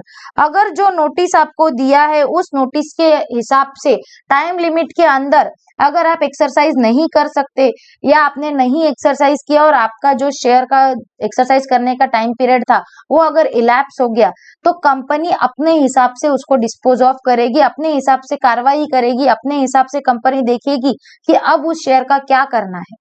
ठीक है, but इस तरीके से करना है कि वो चीजें डिसएडवांटेजियस नहीं होने चाहिए। वो मैनर जो कंपनी अडॉप्ट कर रही है for disposing that shares which is elapse और which is not exercise by the share holder, it is not disadvantageous to the share holder. Company take a note of it कि that the manner in which the company dispose of the shares are not disadvantageous for the share holders. Exceptions क्या है? Exceptions काय के case where the shares are issued by the company not offered to the existing shareholder। कौन कौन सी ऐसी cases है जब company new shares issue कर रही है बट एग्जिस्टिंग शेयर होल्डर्स को नहीं कर रही है? कब नहीं करती है? जब the two employees under the scheme of employee stock option subject to certain specified condition, company employee stock option scheme के अंदर अगर कोई शेयर्स इशू कर रही है तब कंपनी क्या करेगी? ये ऐसे केसेस दिए हैं आपको यहाँ पर जहां पर कंपनी एग्जिस्टिंग शेयर होल्डर्स को शेयर इशू नहीं कर रही है। कंपनी एक तो अपने एम्प्लॉयज को इशू करेगी, कौन से स्कीम के अंदर? एम्प्लॉय स्टॉक ऑप्शन स्कीम के अंदर में। तो ये एग्जिस्टिंग शेयर होल्डर को ये शेयर्स इशू होंगे क्या? नहीं, ये किसको इशू होंगे? ये सिर्फ एम्प्लॉयज को इशू होंगे। या ऐसे टाइम पे जब कंपनी कैश में इशू नहीं कर रही है, अदर देन कैश है, सपोज कंपनी ने मशीनरी परचेज की है, कंपनी ने मशीनरी परचेज की in lieu of issue of shares, तो कंपनी किसको पेमेंट कर रही है? सप्लायर को पेमेंट कर रही है। तो ऐसे टाइम पे कंपनी ये शेयर्स किसको इशू नहीं करेगी? एग्जिस्टिंग शेयर होल्डर्स को नहीं करेगी। या कंपनी ने डिबेंचर्स, लोन, ऐसा कोई डेप्ट इंस्ट्रूमेंट इशू किया है या कंपनी ने बोरो किया है अमाउंट, तो ऐसे टाइम पे भी कंपनी इक्विटी शेयर्स उन डेप्ट होल्डर को या बोरोअर को देगी, बोरोअर को कंपनी इशू करेगी और एग्जिस्टिंग शेयर होल्डर्स को नहीं करेगी। And special situations where the loans has been obtained from the government and government in public interest direct debenture loan to convert into the equity shares. अगर company ने कोई situation में ऐसे डेप्ट instrument issue किए हैं जो आगे जाके ऑन मैच्योरिटी इक्विटी में या प्रेफरेंस शेयर्स में कन्वर्ट होने वाले हैं, तो ऐसे टाइम पे शेयर्स किसको इशू होंगे? जिनसे हमने लोन बोरो किया है या गवर्नमेंट जिनको हमने बोला था कि ऑन मैच्योरिटी हम शेयर्स इशू करेंगे, तो ऐसे टाइम पे भी हम इक्विटी शेयर्स होल्डर को या एग्जिस्टिंग शेयर होल्डर्स को राइट इशू नहीं करेंगे। ये पॉइंट आपके मॉड्यूल में नहीं दिया है, ये आपके मॉड्यूल में पॉइंट नहीं है, नॉट इम्पोर्टेंट। ठीक है, ये सीए इंटर के मॉड्यूल में से लिया गया है पॉइंट। कंप्यूटेशन जो है हम वैल्यूएशन के टाइम पे देखेंगे, जर्नल एंट्रीज डायरेक्टली हम क्वेश्चन में ही देखेंगे। राइट्स ऑफ रिनाउंसिएशन जो मैंने अभी आपको बताया, and advantages of right issue, advantage and disadvantage, ये आपको exam point of view not so important, not so important, just for your knowledge purpose ये आपको दिया गया है। ठीक है, ये आप रीड करेंगे, ओनली रीड, ये भी रीड ओनली। टाइम है, आपके टाइम है अभी, तो आपने ये सब पढ़ लेना है। ठीक है, exam point of view it is not so important. I hope you understand कि हमने क्या क्या पढ़ा। हमने bonus issue and right issue का पूरा थ्योरी कंसेप्ट पढ़ लिया है। ठीक है, चलिए अब हम इसके ऊपर के क्वेश्चंस सॉल्व करेंगे। अब हम इसके ऊपर के क्वेश्चन सॉल्व करेंगे। निकालिए, क्वेश्चन नंबर आई गेस 13 है। 12 इलिस्ट्रेशन नंबर 12 तक we are completed are all illustration. Illustration number 10 आपको होमवर्क था, आई होप आपने कर लिया, जो सेम था इलिस्ट्रेशन नंबर 9 के जैसा ही। अब हम इलिस्ट्रेशन सॉल्व करेंगे, illustration on right issue and bonus issue. देखो, Illustration number 13. Read the illustration. देखिए illustration number 13. देखिए illustration number 13 क्या लिखा है? NT Limited has, right? हाँ ठीक है. NT Limited has issued capital of 20,000 equity shares of 10 each fully called up. देखो मैंने आपको बोला था बोनस के टाइम पे पेड अप देखना है, फुल्ली पेड अप देखना है. यहाँ पर हमको कॉल्ड अप बोला है. कॉल्ड अप यानी कंपनी ने कॉल कर लिया, यानी हो सकता है यहाँ पर कहीं पे हमको फोर फीचर के बारे में बोला होगा कि कंपनी ने कॉल कर लिया बट सामने वाले ने पेमेंट नहीं किया. अब फोर फीचर हमको बहुत डिटेल में आता है, मैं बार बार नहीं बताऊंगी. ठीक है, कोई डाउट है तो आप मुझे डायरेक्टली पूछ सकते हो कि मैम ये एंट्री कैसे आई. तो देखो कंपनी ने 2000 इक्विटी शेयर्स इशू किए थे जो 10 रुपीज ईच के थे, यानी एट पार थे, और कंपनी ने इसके ऊपर पूरा अमाउंट कॉल कर लिया. Following decisions are taken by the company. क्या लिखा है? To forfeit 100 shares on which 5 per share has been paid up and to be issue at 15 per share as a fully paid up. यानी ये first point है forfeiture का. Forfeiture and reissue. Forfeiture and reissue क्या बोला कि ये 20,000 जो equity shares थे ये कंपनी ने इसके ऊपर 10 रुपीज कॉल्ड अप किए थे, जिसके अंदर से 20,000 में से ये जो 100 शेयर्स है इसके ऊपर किसी ने सिर्फ कितना पे किया था? पेड अप अमाउंट कितनी है? 5 पर शेयर ही पे किए, यानी कॉल्स इन अरियर्स कितना है? 5 पर शेयर. कंपनी ने क्या किया? ये 100 शेयर्स को फोरफिट कर लिया, लिखा has been paid up, forfeit कर लिया. एंड टू बी इशू यानी री इशू किए कंपनी ने. ये जो फोरफिट किए थे ना 100 शेयर्स, इनको री इशू किया. कितने शेयर्स री इशू किए? 100 शेयर्स री इशू किए eight 15 per share. Eight 15 per share यानी कितने का शेयर था? 10 का. इशू कितने में किया? 15 में, यानी प्रीमियम पे इशू किया. कितने? 5 रुपीज का प्रीमियम. यानी 3 एंट्रीज यहाँ पर होंगी. कौन सी? फोर फीचर की एंट्री, री इश्यू की एंट्री, और जो प्रॉफिट ऑन फोर फीचर आया वो ट्रांसफर करना कैपिटल रिजर्व को, वो एंट्री. यानी फर्स्ट पॉइंट क्लियर है. फोर फीचर हमने बहुत अच्छे से देखा है, हमको आ जाएगा. ये हो गई फोर फीचर की एंट्री, ये हो गई री इश्यू की, और थर्ड रहेगी transfer to CRR, sorry transfer to capital reserve CR. जब प्रीमियम पे इशू किया तो ये जो जितना पेमेंट किया था ये यूटिलाइज करने की जरूरत नहीं पड़ी. हमको पता है अगर डिस्काउंट में इशू करते तो हमको ये जो पेमेंट होता है फोर फीचर के टाइम वो हम यूटिलाइज करते हैं, बट प्रीमियम पे किया तो कंपनी को ऑलरेडी एक्स्ट्रा अमाउंट ही रिसीव हुआ, तो ये फोर फीचर का अमाउंट कंपनी को यूटिलाइज करने की जरूरत नहीं है. तो ये पूरा की पूरा कंपनी के लिए क्या हो जाएगा? प्रॉफिट, जो कंपनी कहाँ ट्रांसफर करेगी? कैपिटल रिजर्व को. ठीक है, okay. Next, to issue rights in the ratio of, ये सेकेंड पॉइंट है, ध्यान रखना. फर्स्ट पॉइंट फोर फीचर का अलग था. अब री इशू का क्या लिखा है? To issue rights share in the ratio of 1 fully paid up shares for every 4 existing shares held at 15 per share. इसका मतलब क्या? इसका मतलब कंपनी ने राइट्स इशू किए. कंपनी ने राइट्स इशू किए. राइट्स इशू के टाइम पे कंपनी ने क्या लिखा? कैसे इशू कर रही है? Proportion 1 fully paid up share for every 4 existing share held. 1 share for every 4 shares held, यानी 1:4. टोटल नंबर ऑफ शेयर कितने हैं मैम? 19,900 नहीं, 20,000 रहेंगे. कैसे? पहले 20,000 थे, उसमें से 100 फोरफिट कर लिए तो रिड्यूस करेंगे, बट उसके बाद कंपनी ने री इशू भी तो किए, यानी कंपनी के पास 20,000 के 20,000 ही बचे। जब राइट्स इशू किए तब कंपनी के पास कितने थे? 20,000 ही थे।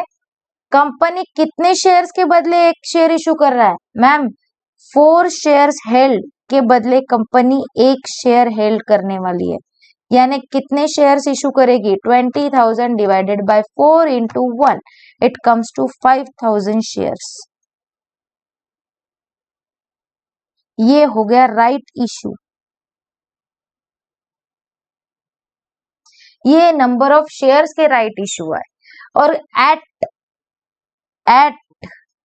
कितने में?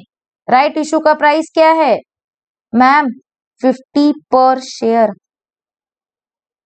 15 पर शेयर, यानी राइट इशू कितने में किया? 15 में। तो बताओ मुझे राइट का वैल्यू कितना हुआ? 5,000 into 15, it comes to 75,000 rupees. ये क्या हुआ? आपका राइट इशू। राइट इशू कितना आया आपके पास? 75,000। और कुछ लिखा है? नहीं लिखा है। Assuming that company has sufficient general reserve the above through journal entries. चलो ठीक है, अब हमको यहाँ पर जनरल रिजर्व की जरूरत नहीं है, इसीलिए हम इसको कंसीडर नहीं करेंगे। अब हमको जर्नल एंट्रीज पास करने की। चलो लिखो, किस बुक कंपनी का नाम है क्या? N t limited. फटाफट सॉल्व करेंगे क्योंकि अब हमको ये सब आता है। पहले ये वर्किंग नोट, ठीक है, वर्किंग नोट नंबर 1। चलिए लिखिए फटाफट। इन द बुक्स ऑफ, थोड़ा सा मैं साइड में ले लेती हूँ इसको। In the books of NT limited journal entries, serial number, particulars, ledger folio number, amount debit, amount credit. चलो सबसे पहले फोर फीचर की 3 एंट्रीज को पास कर देते हैं। फोर फीचर की सबसे पहली एंट्री, सबसे पहले हम क्या करते हैं? Four feature account. चलो करो। फोर फीचर में कंपनी का शेयर कैपिटल रिड्यूस होता है, जितने से कंपनी फोरफिट करेंगी उतने अमाउंट का शेयर कैपिटल रिड्यूस होगा।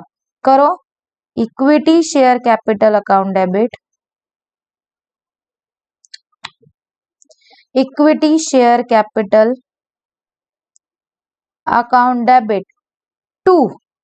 देखो यहाँ पर प्रीमियम के बारे में कुछ नहीं लिखा था, इसीलिए हमने डायरेक्ट इक्विटी शेयर कैपिटल को डेबिट किया। 2 शेयर फॉरफीचर अकाउंट डेबिट,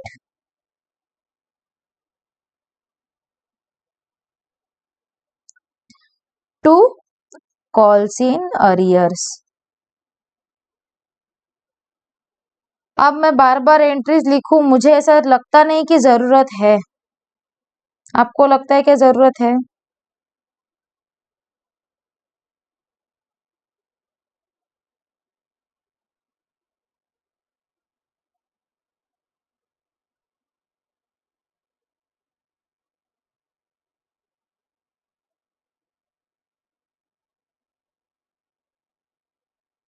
चलो मुझे तो नहीं लगता, पर चलो ठीक है। 100 शेयर्स के ऊपर 10 ईच, क्योंकि कंपनी ने पूरा की पूरा कॉल्ड अप कर लिया था। फोर फीचर कितना किया? 100 शेयर्स के ऊपर 5 पेड अप था। देखो बार बार क्वेश्चन में जाके बताऊं मैं, ऐसा मुझे नीड नहीं लगती है ना। 5 पर शेयर पेड अप है, तो जितना पे किया उतना ही फोरफिट करेंगे, और जो पे नहीं किया वो कॉल्स इन एरियर्स में चला जाएगा, और 100 इंटू 5 कहा जाएगा कॉल्स इन अरियर्स में। कितना आएगा यहाँ पर? 1,500 500। ठीक है, नेक्स्ट एंट्री। अब फोर फीचर तो कर लिया, अब री इशू करो। री इशू के टाइम पे बैंक में पैसे आएंगे, bank account debit 2 equity share capital account fully paid up है ये। इक्विटी शेयर कैपिटल अकाउंट, और देखो 10 का शेयर कितने में इशू किया, 15 में इशू किया। 10 रुपीज का शेयर 15 में इशू किया, यानी 5 रुपीज क्या है, प्रीमियम है। तो यहां पर क्या आएगा, to securities premium account, to securities premium account. Calculation लिख लो,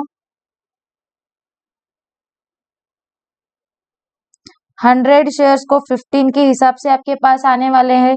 कैपिटल में कितना जाएगा, सिर्फ फेस वैल्यू का अमाउंट, और प्रीमियम में एक्स्ट्रा का अमाउंट। तो कितना हुआ, 1500, 1500। आई hope you all understand. Fast इसीलिए ले रही हूँ क्योंकि अब हमारा ये बहुत बार हो चुका है रिपीट, अब बार बार इसके अंदर मैं टाइम नहीं डालने वाली। थर्ड एंट्री, कौन सी थर्ड एंट्री, ये जो 4 फीचर का अमाउंट है ये वाला, ये हमने यूटिलाइज नहीं किया एट द टाइम ऑफ री इशू, तो ये पूरा की पूरा कहा जाएगा मैम, ये पूरा की पूरा जाएगा कैपिटल रिजर्व को, क्योंकि ये पूरा प्रॉफिट क्या है, हमने टोटल प्रॉफिट अर्न किया, इसमें से कुछ भी यूटिलाइज नहीं हुआ। चलो करो transfer. Share 4 feature account debit to capital reserve account, कितना, ये पूरा 500।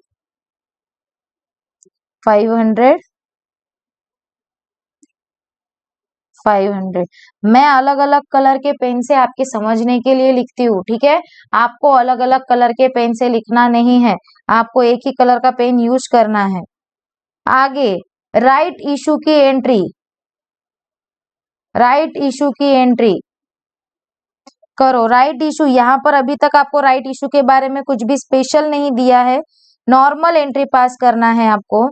राइट इशू, राइट इशू यानी आपके पास क्या हुआ, बैंक में एप्लीकेशन आए, कितने शेयर्स के लिए, 5000 शेयर्स के एप्लीकेशन आए एट द रेट ऑफ 15, ये राइट इशू का आपका क्वेश्चन है। चलो लिखो, बैंक अकाउंट डेबिट, इसको नॉर्मल शेयर्स का एप्लीकेशन आया वैसा ही कंसीडर करना है, क्योंकि आपको बाकी वैल्यूएशन कुछ नहीं पूछा है। Bank account debit to share application account, कितना, 5000 शेयर्स पे 15 रुपीज, इतना आपको क्या आया, एप्लीकेशन आया 75,000, 75,000। और अब ये एप्लीकेशन को हम कहाँ ट्रांसफर करेंगे, शेयर कैपिटल को। कैसे, share application account debit to share capital to, बताओ फेस वैल्यू कितनी थी शेयर की, 10 रुपीज, राइट इशू कितने में किया, 15 रुपीज, तो 5 रुपीज क्या है मैम, प्रीमियम है, क्या है, प्रीमियम, तो to securities premium, to securities premium account आ जाएगा। अभी है 5000 इंटू 15, 5000 इंटू 10 एंड 5000 इंटू 5, ठीक है, कितना, 75,000, 50,000 एंड 25,000। यहाँ पर नरेशन लिखना है, 1 minute.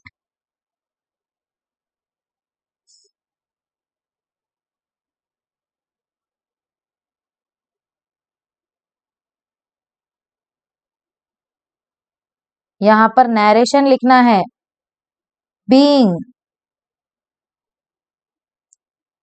5,000 shares of ₹15 each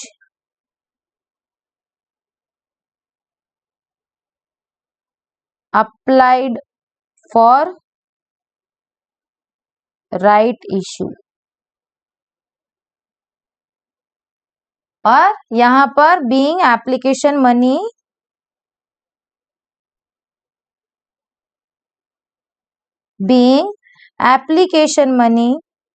received on right issue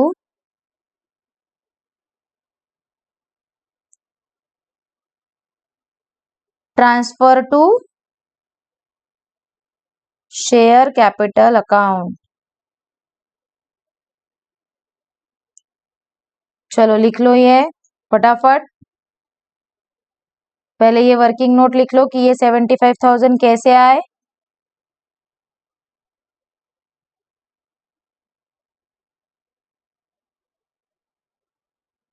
चलो अभी और दो इलस्ट्रेशन हमको सॉल्व करना है। इलस्ट्रेशन नंबर 14 एंड 15 आज के सेशन में अप टू 15 हो जाने चाहिए। You have 62 illustration in this chapter. अगर हम इतने स्लो चले तो आधा हमारा पूरा जो सिलेबस है उसका आधे लेक्चर्स तो सिर्फ फर्स्ट चैप्टर में ही चले जाएंगे। Right it fast. बहुत इजी क्वेश्चन था।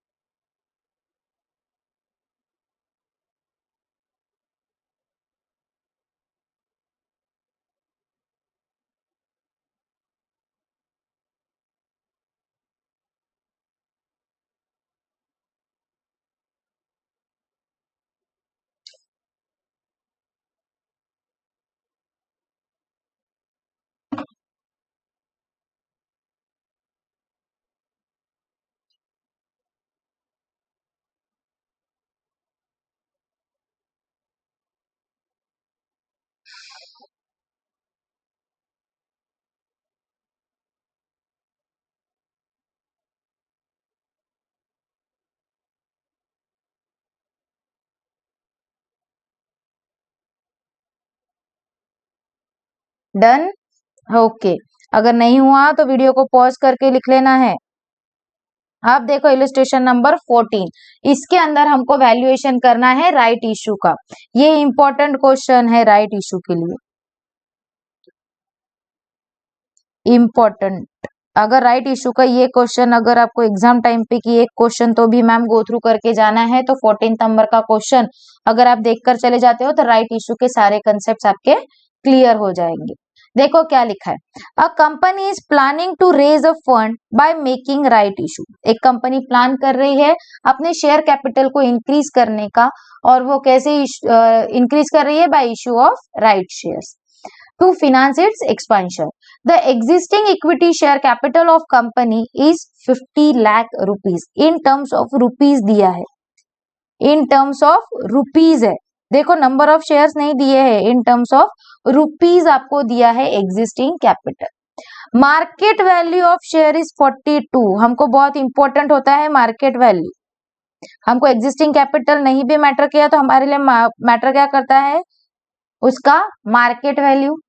Company offers its share holder the right to buy 2 shares at 11 each for every 5 shares held। अब देखो मार्केट प्राइस कितना है? 42। राइट प्राइस कितना है? और I can write issue price कितना है? 11 रुपीज। और रेशो क्या है? रेशो है 2 share for every 5 shares held। 2 shares for every 5 share held ऐसे ही लिखा है। 2 shares at 5 shares held at ₹11। Issue price निकली। अब आपको निकालना है theoretical market price. Theoretical market price कैसे निकालते हैं? लिखो illustration number 14। Theoretical market price. First theoretical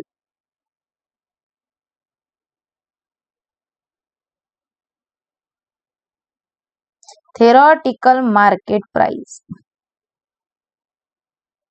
after right issue।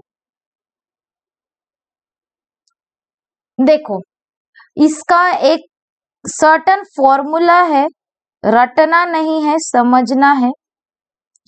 अगर आप वैसे ही निकालते हो तो आपका आंसर कभी भी गलत नहीं हो। मुझे बताओ एग्जिस्टिंग शेयर्स कितने हैं? Existing shares into market price plus new issue into issue price divided by total number of shares. Total number of shares कैसे? एग्जिस्टिंग शेयर्स यानी कितने शेयर्स के बदले आपको राइट इशू मिलने वाला है। Ma'am, for every 5 shares held, यानी एग्जिस्टिंग कितने शेयर्स होना आपके पास? At least 5 shares. Existing shares 5 shares. Market price कितना बोला शेयर्स का? Market price 42 plus new issue कितना है? कितने शेयर्स न्यू इशू करने वाली है कंपनी? 2 शेयर्स, है ना। एग्जिस्टिंग 5 शेयर्स के बदले 2 नए शेयर कंपनी इशू करने वाली है, तो एग्जिस्टिंग शेयर कितने हुए? 5 और न्यू इशू कितना हुआ? 2 शेयर्स का 2 इनटू ये 2 शेयर्स कितने में इशू कर रही है कंपनी? लिखा है 2 shares at 11 each. Issue price क्या है? 11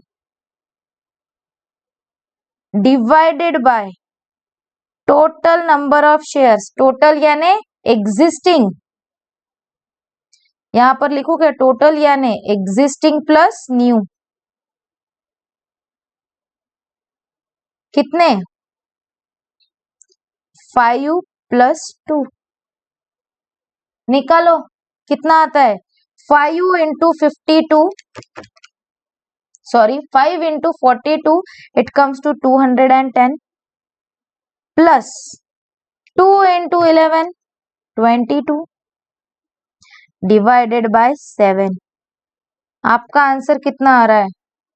210 plus 22, it comes to 232 divided by total number of share, तो आपका थेरोटिकल प्राइस आता है 33.14,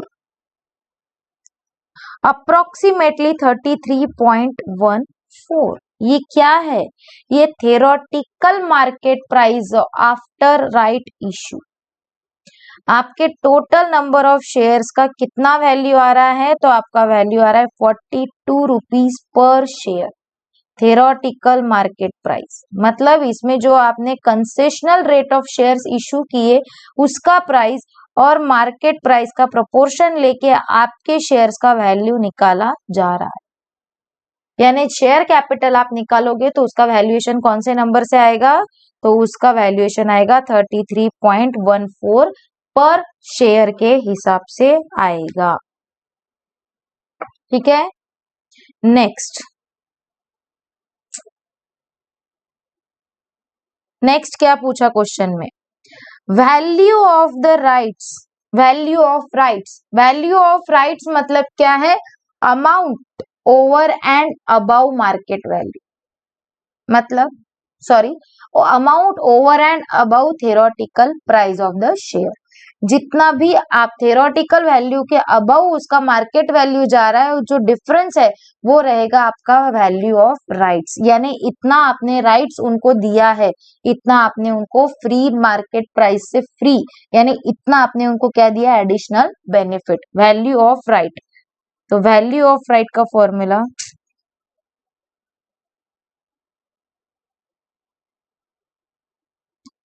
value of rights, value of rights का फॉर्मूला क्या है? मार्केट प्राइस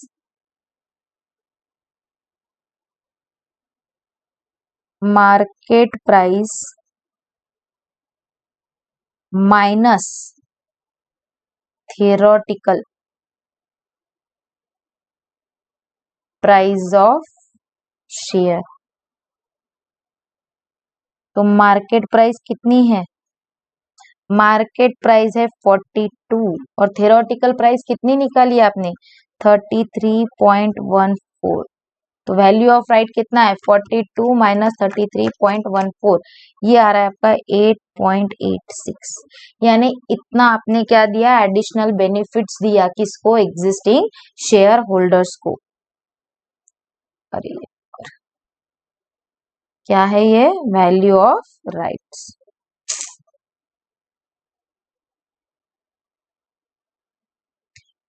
नेक्स्ट और क्या पूछा है percentage increase in share capital. आप देखो आपका शेयर कैपिटल भी तो इंक्रीज हुआ है ना। हाँ मैम इंक्रीज हुआ है क्योंकि आपने हर 5 शेयर्स के बदले कितने शेयर्स दिए 2 share 2 shares for every 5 share held ऐसा आपने इशू किया है। तो ये 2 शेयर्स इंक्रीज हुए ना आपके। तो इतने से क्या हुआ आपका शेयर कैपिटल बढ़ गया। तो कैसे निकालेंगे निकालो percentage increase in share capital. Percentage increase in share capital. अब देखो प्रेजेंट शेयर कैपिटल कितना है। प्रेजेंट शेयर कैपिटल दिया है मुझे कितना है present share capital ma'am 50 lakh rupees. कितना है 50 लाख रुपीज।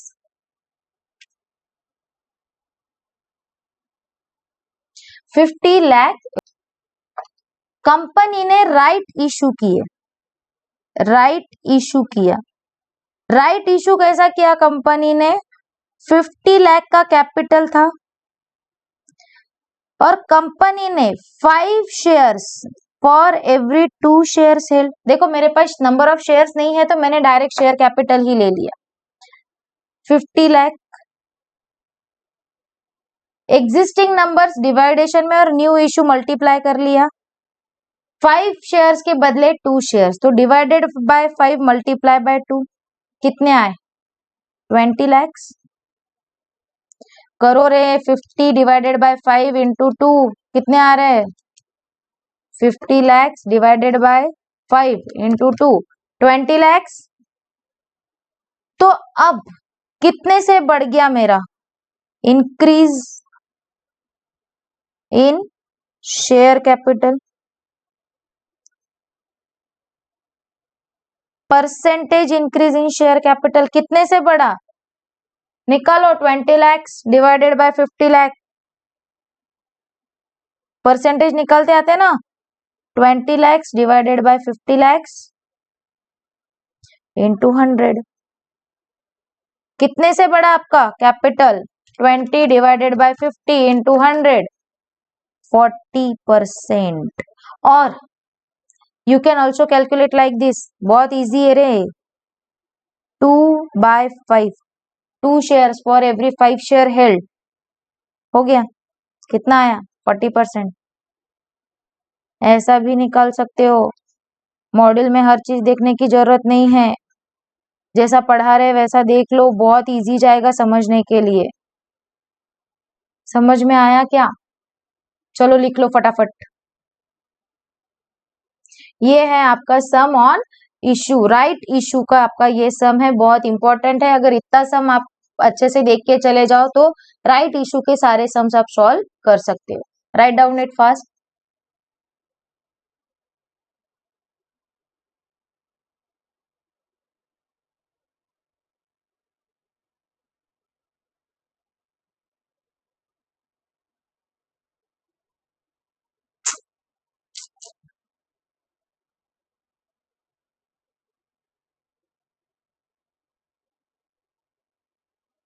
डन।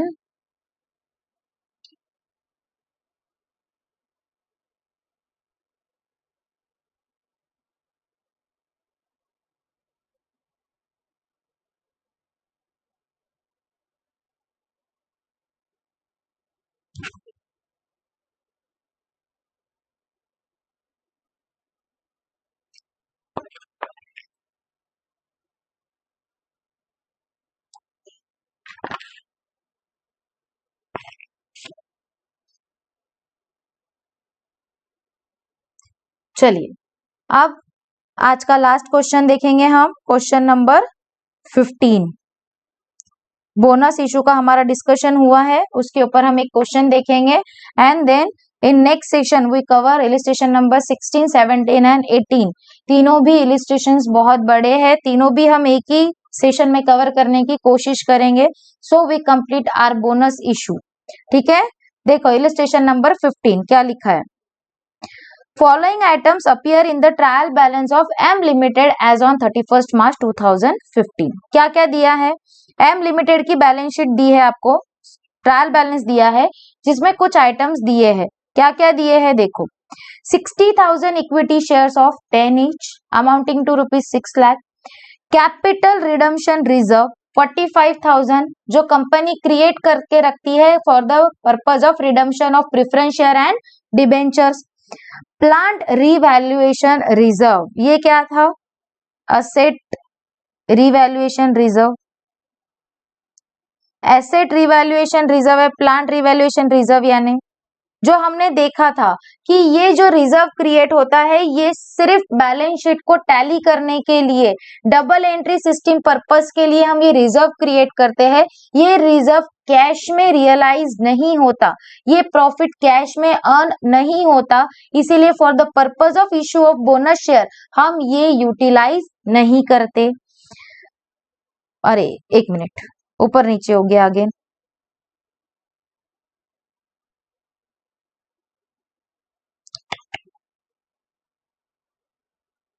नेक्स्ट है हमारा सिक्योरिटीज प्रीमियम अकाउंट। ये भी क्या है, सिक्योरिटीज प्रीमियम अकाउंट आपका हमको पता है कि ये कैश में रियलाइज होता है। इसको क्या हो गया,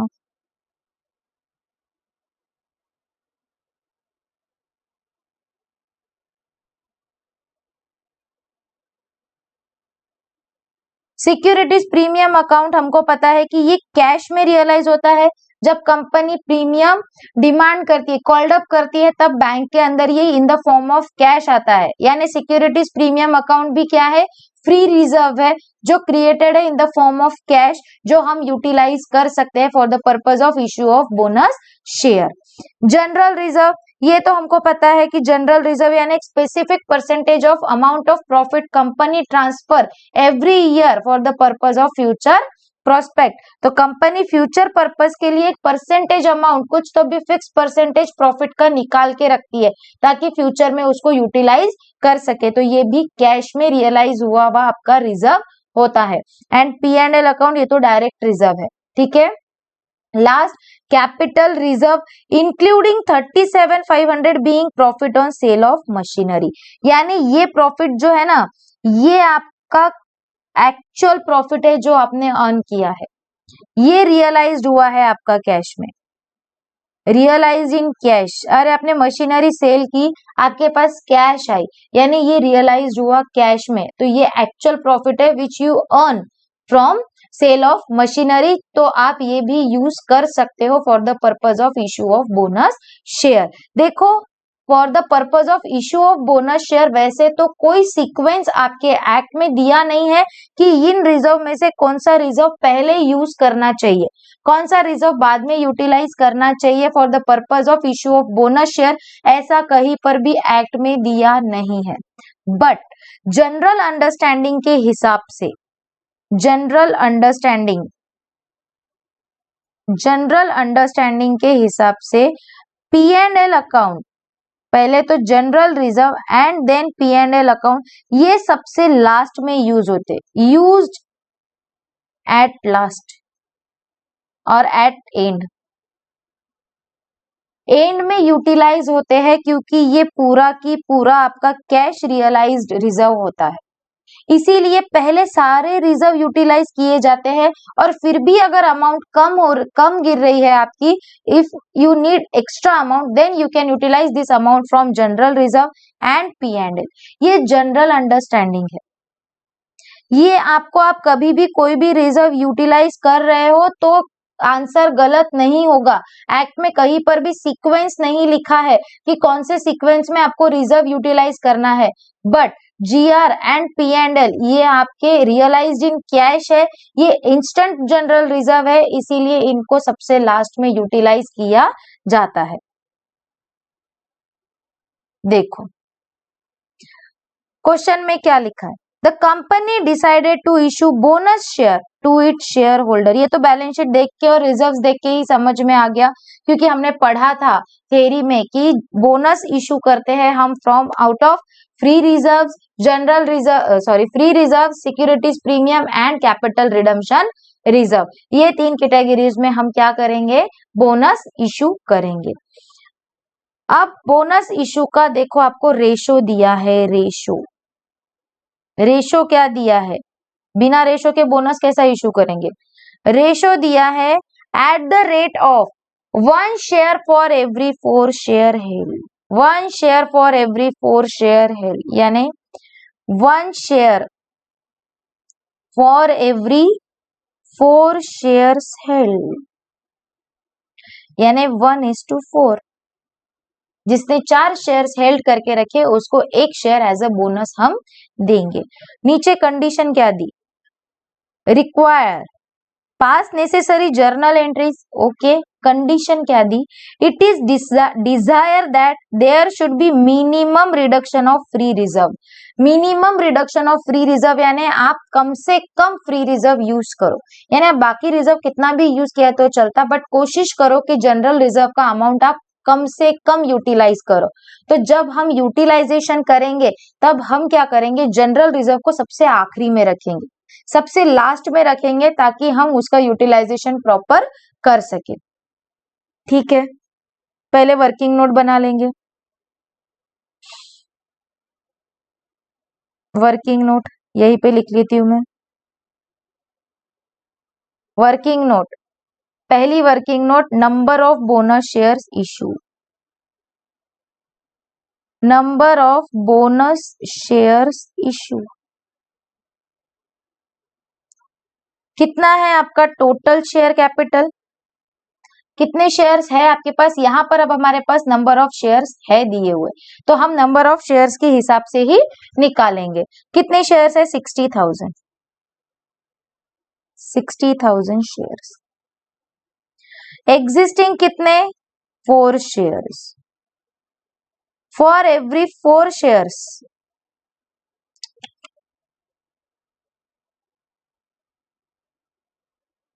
यू गेट 1 शेयर, ऐसा ही लिखा है, 1 share for every 4 share held, यानी 4:1। कितने शेयर्स आए, 60,000 divided by 4 into 1, number of issue कितना आया, 15,000 शेयर्स। इसका अमाउंट देखो, बोनस फ्री में दिया जाता है, राइट इशू कंसेशनल रेट में दिया जाता है, तो ये 15,000 का अमाउंट हमको निकालना पड़ेगा। तो हमको पता है बोनस कितने का है, एक शेयर कितने का है, 10 रुपीज का है, फेस वैल्यू कितनी है, 10 रुपए, तो बोनस भी कितने में जाएगा, 10 रुपीज में। तो amount of bonus, amount required to issue bonus share,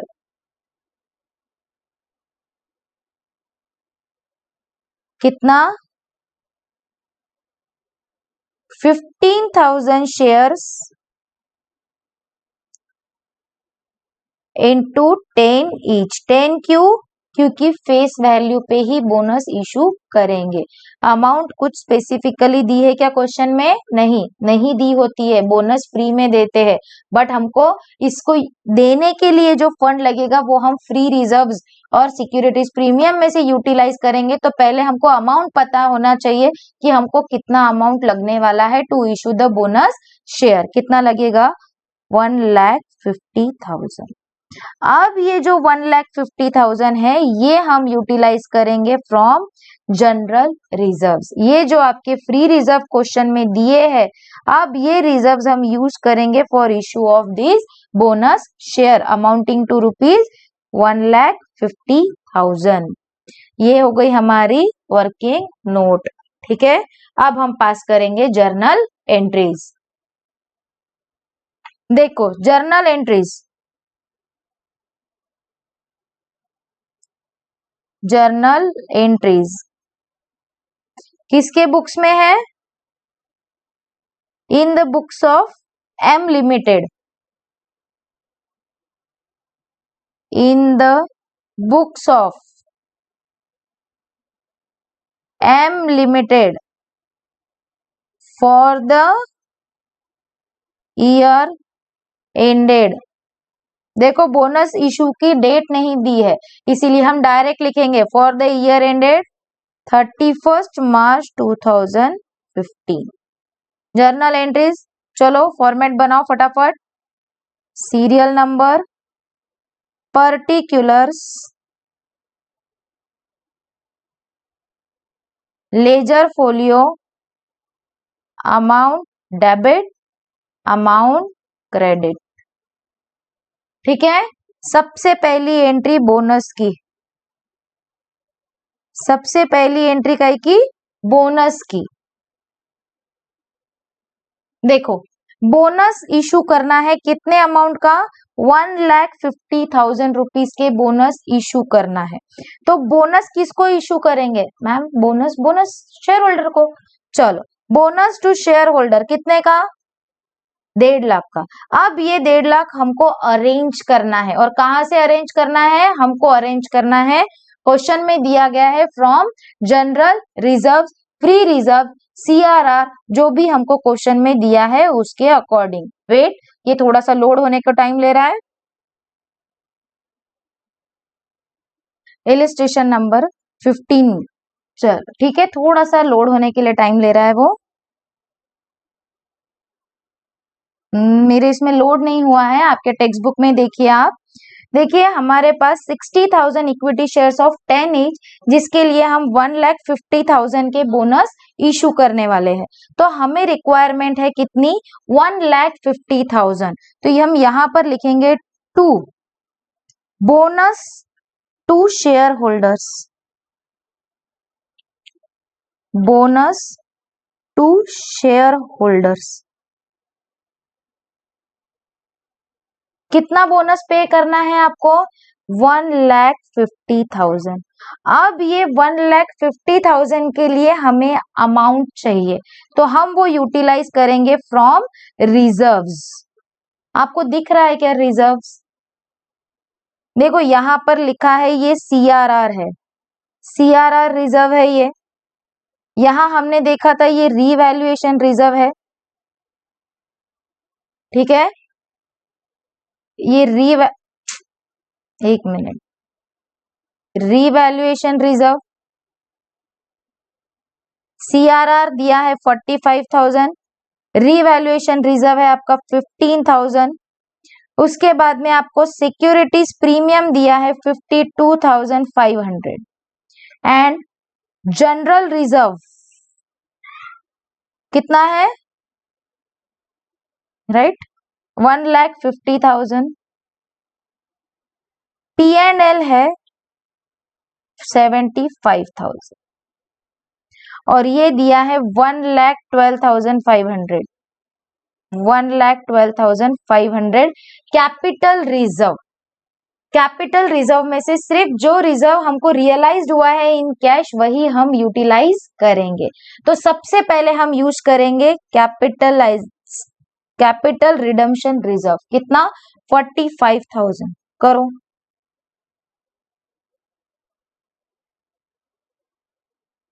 capital redemption reserve,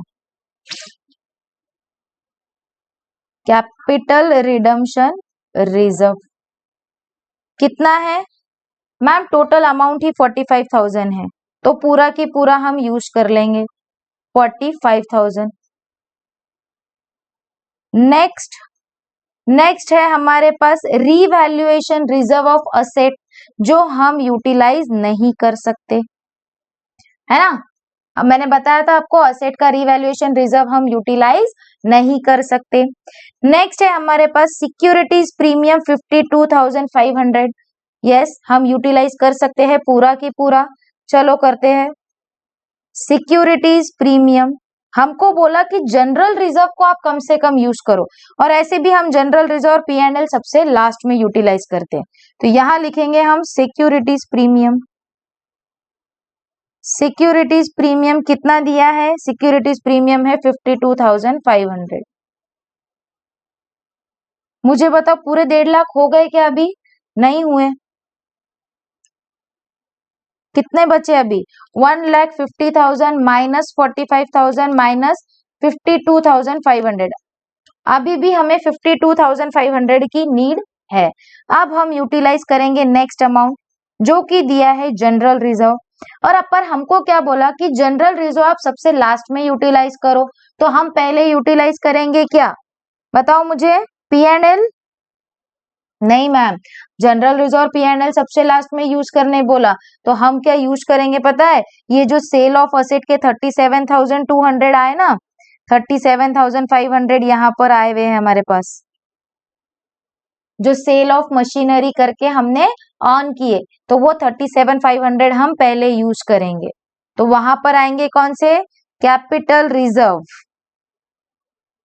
जो रियलाइज्ड हुआ है कैश में वो 37,500 हम यूज करेंगे। तो अब 37,500 अभी भी हमारी रिक्वायरमेंट कितनी है मैम? 15,000 अभी भी हमको नीडेड है। अब ये 15,000 हम कहां से लेंगे? हम लेंगे जनरल रिजर्व से। जनरल रिजर्व सबसे कम यूटिलाइज करना है, इसीलिए जनरल रिजर्व सबसे लास्ट में लिया। ये कैसे कैसे लिया? तो हमने 1,50,000 में से ये एक एक अमाउंट हम लेस करते गए, और बैलेंसिंग अमाउंट हमने कहां से ली? जनरल रिजर्व में से। ठीक है। Narration being bonus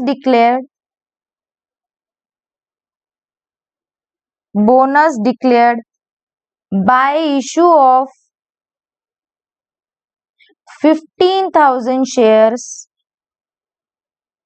of 10 each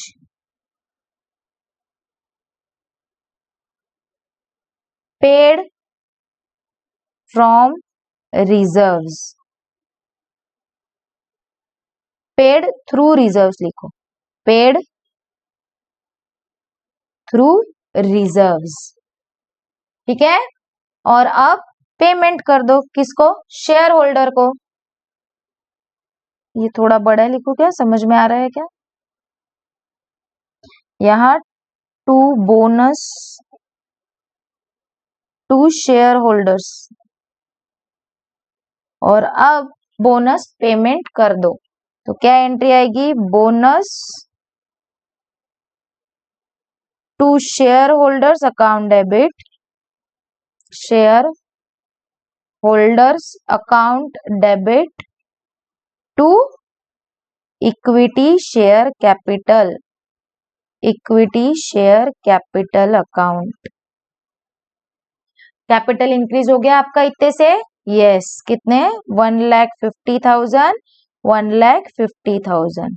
number of shares issue किए, भले ही रिजर्व में से किए। मैंने आपको एग्जाम्पल बताते टाइम स्टार्टिंग में बताया कि इक्विटी शेयर कैपिटल इतने से बढ़ जाएगा और रिजर्व कम होगा, net worth will be the same.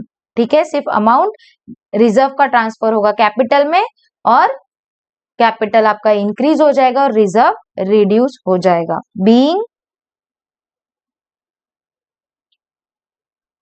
Bonus transfer to bonus issue transfers to share capital account.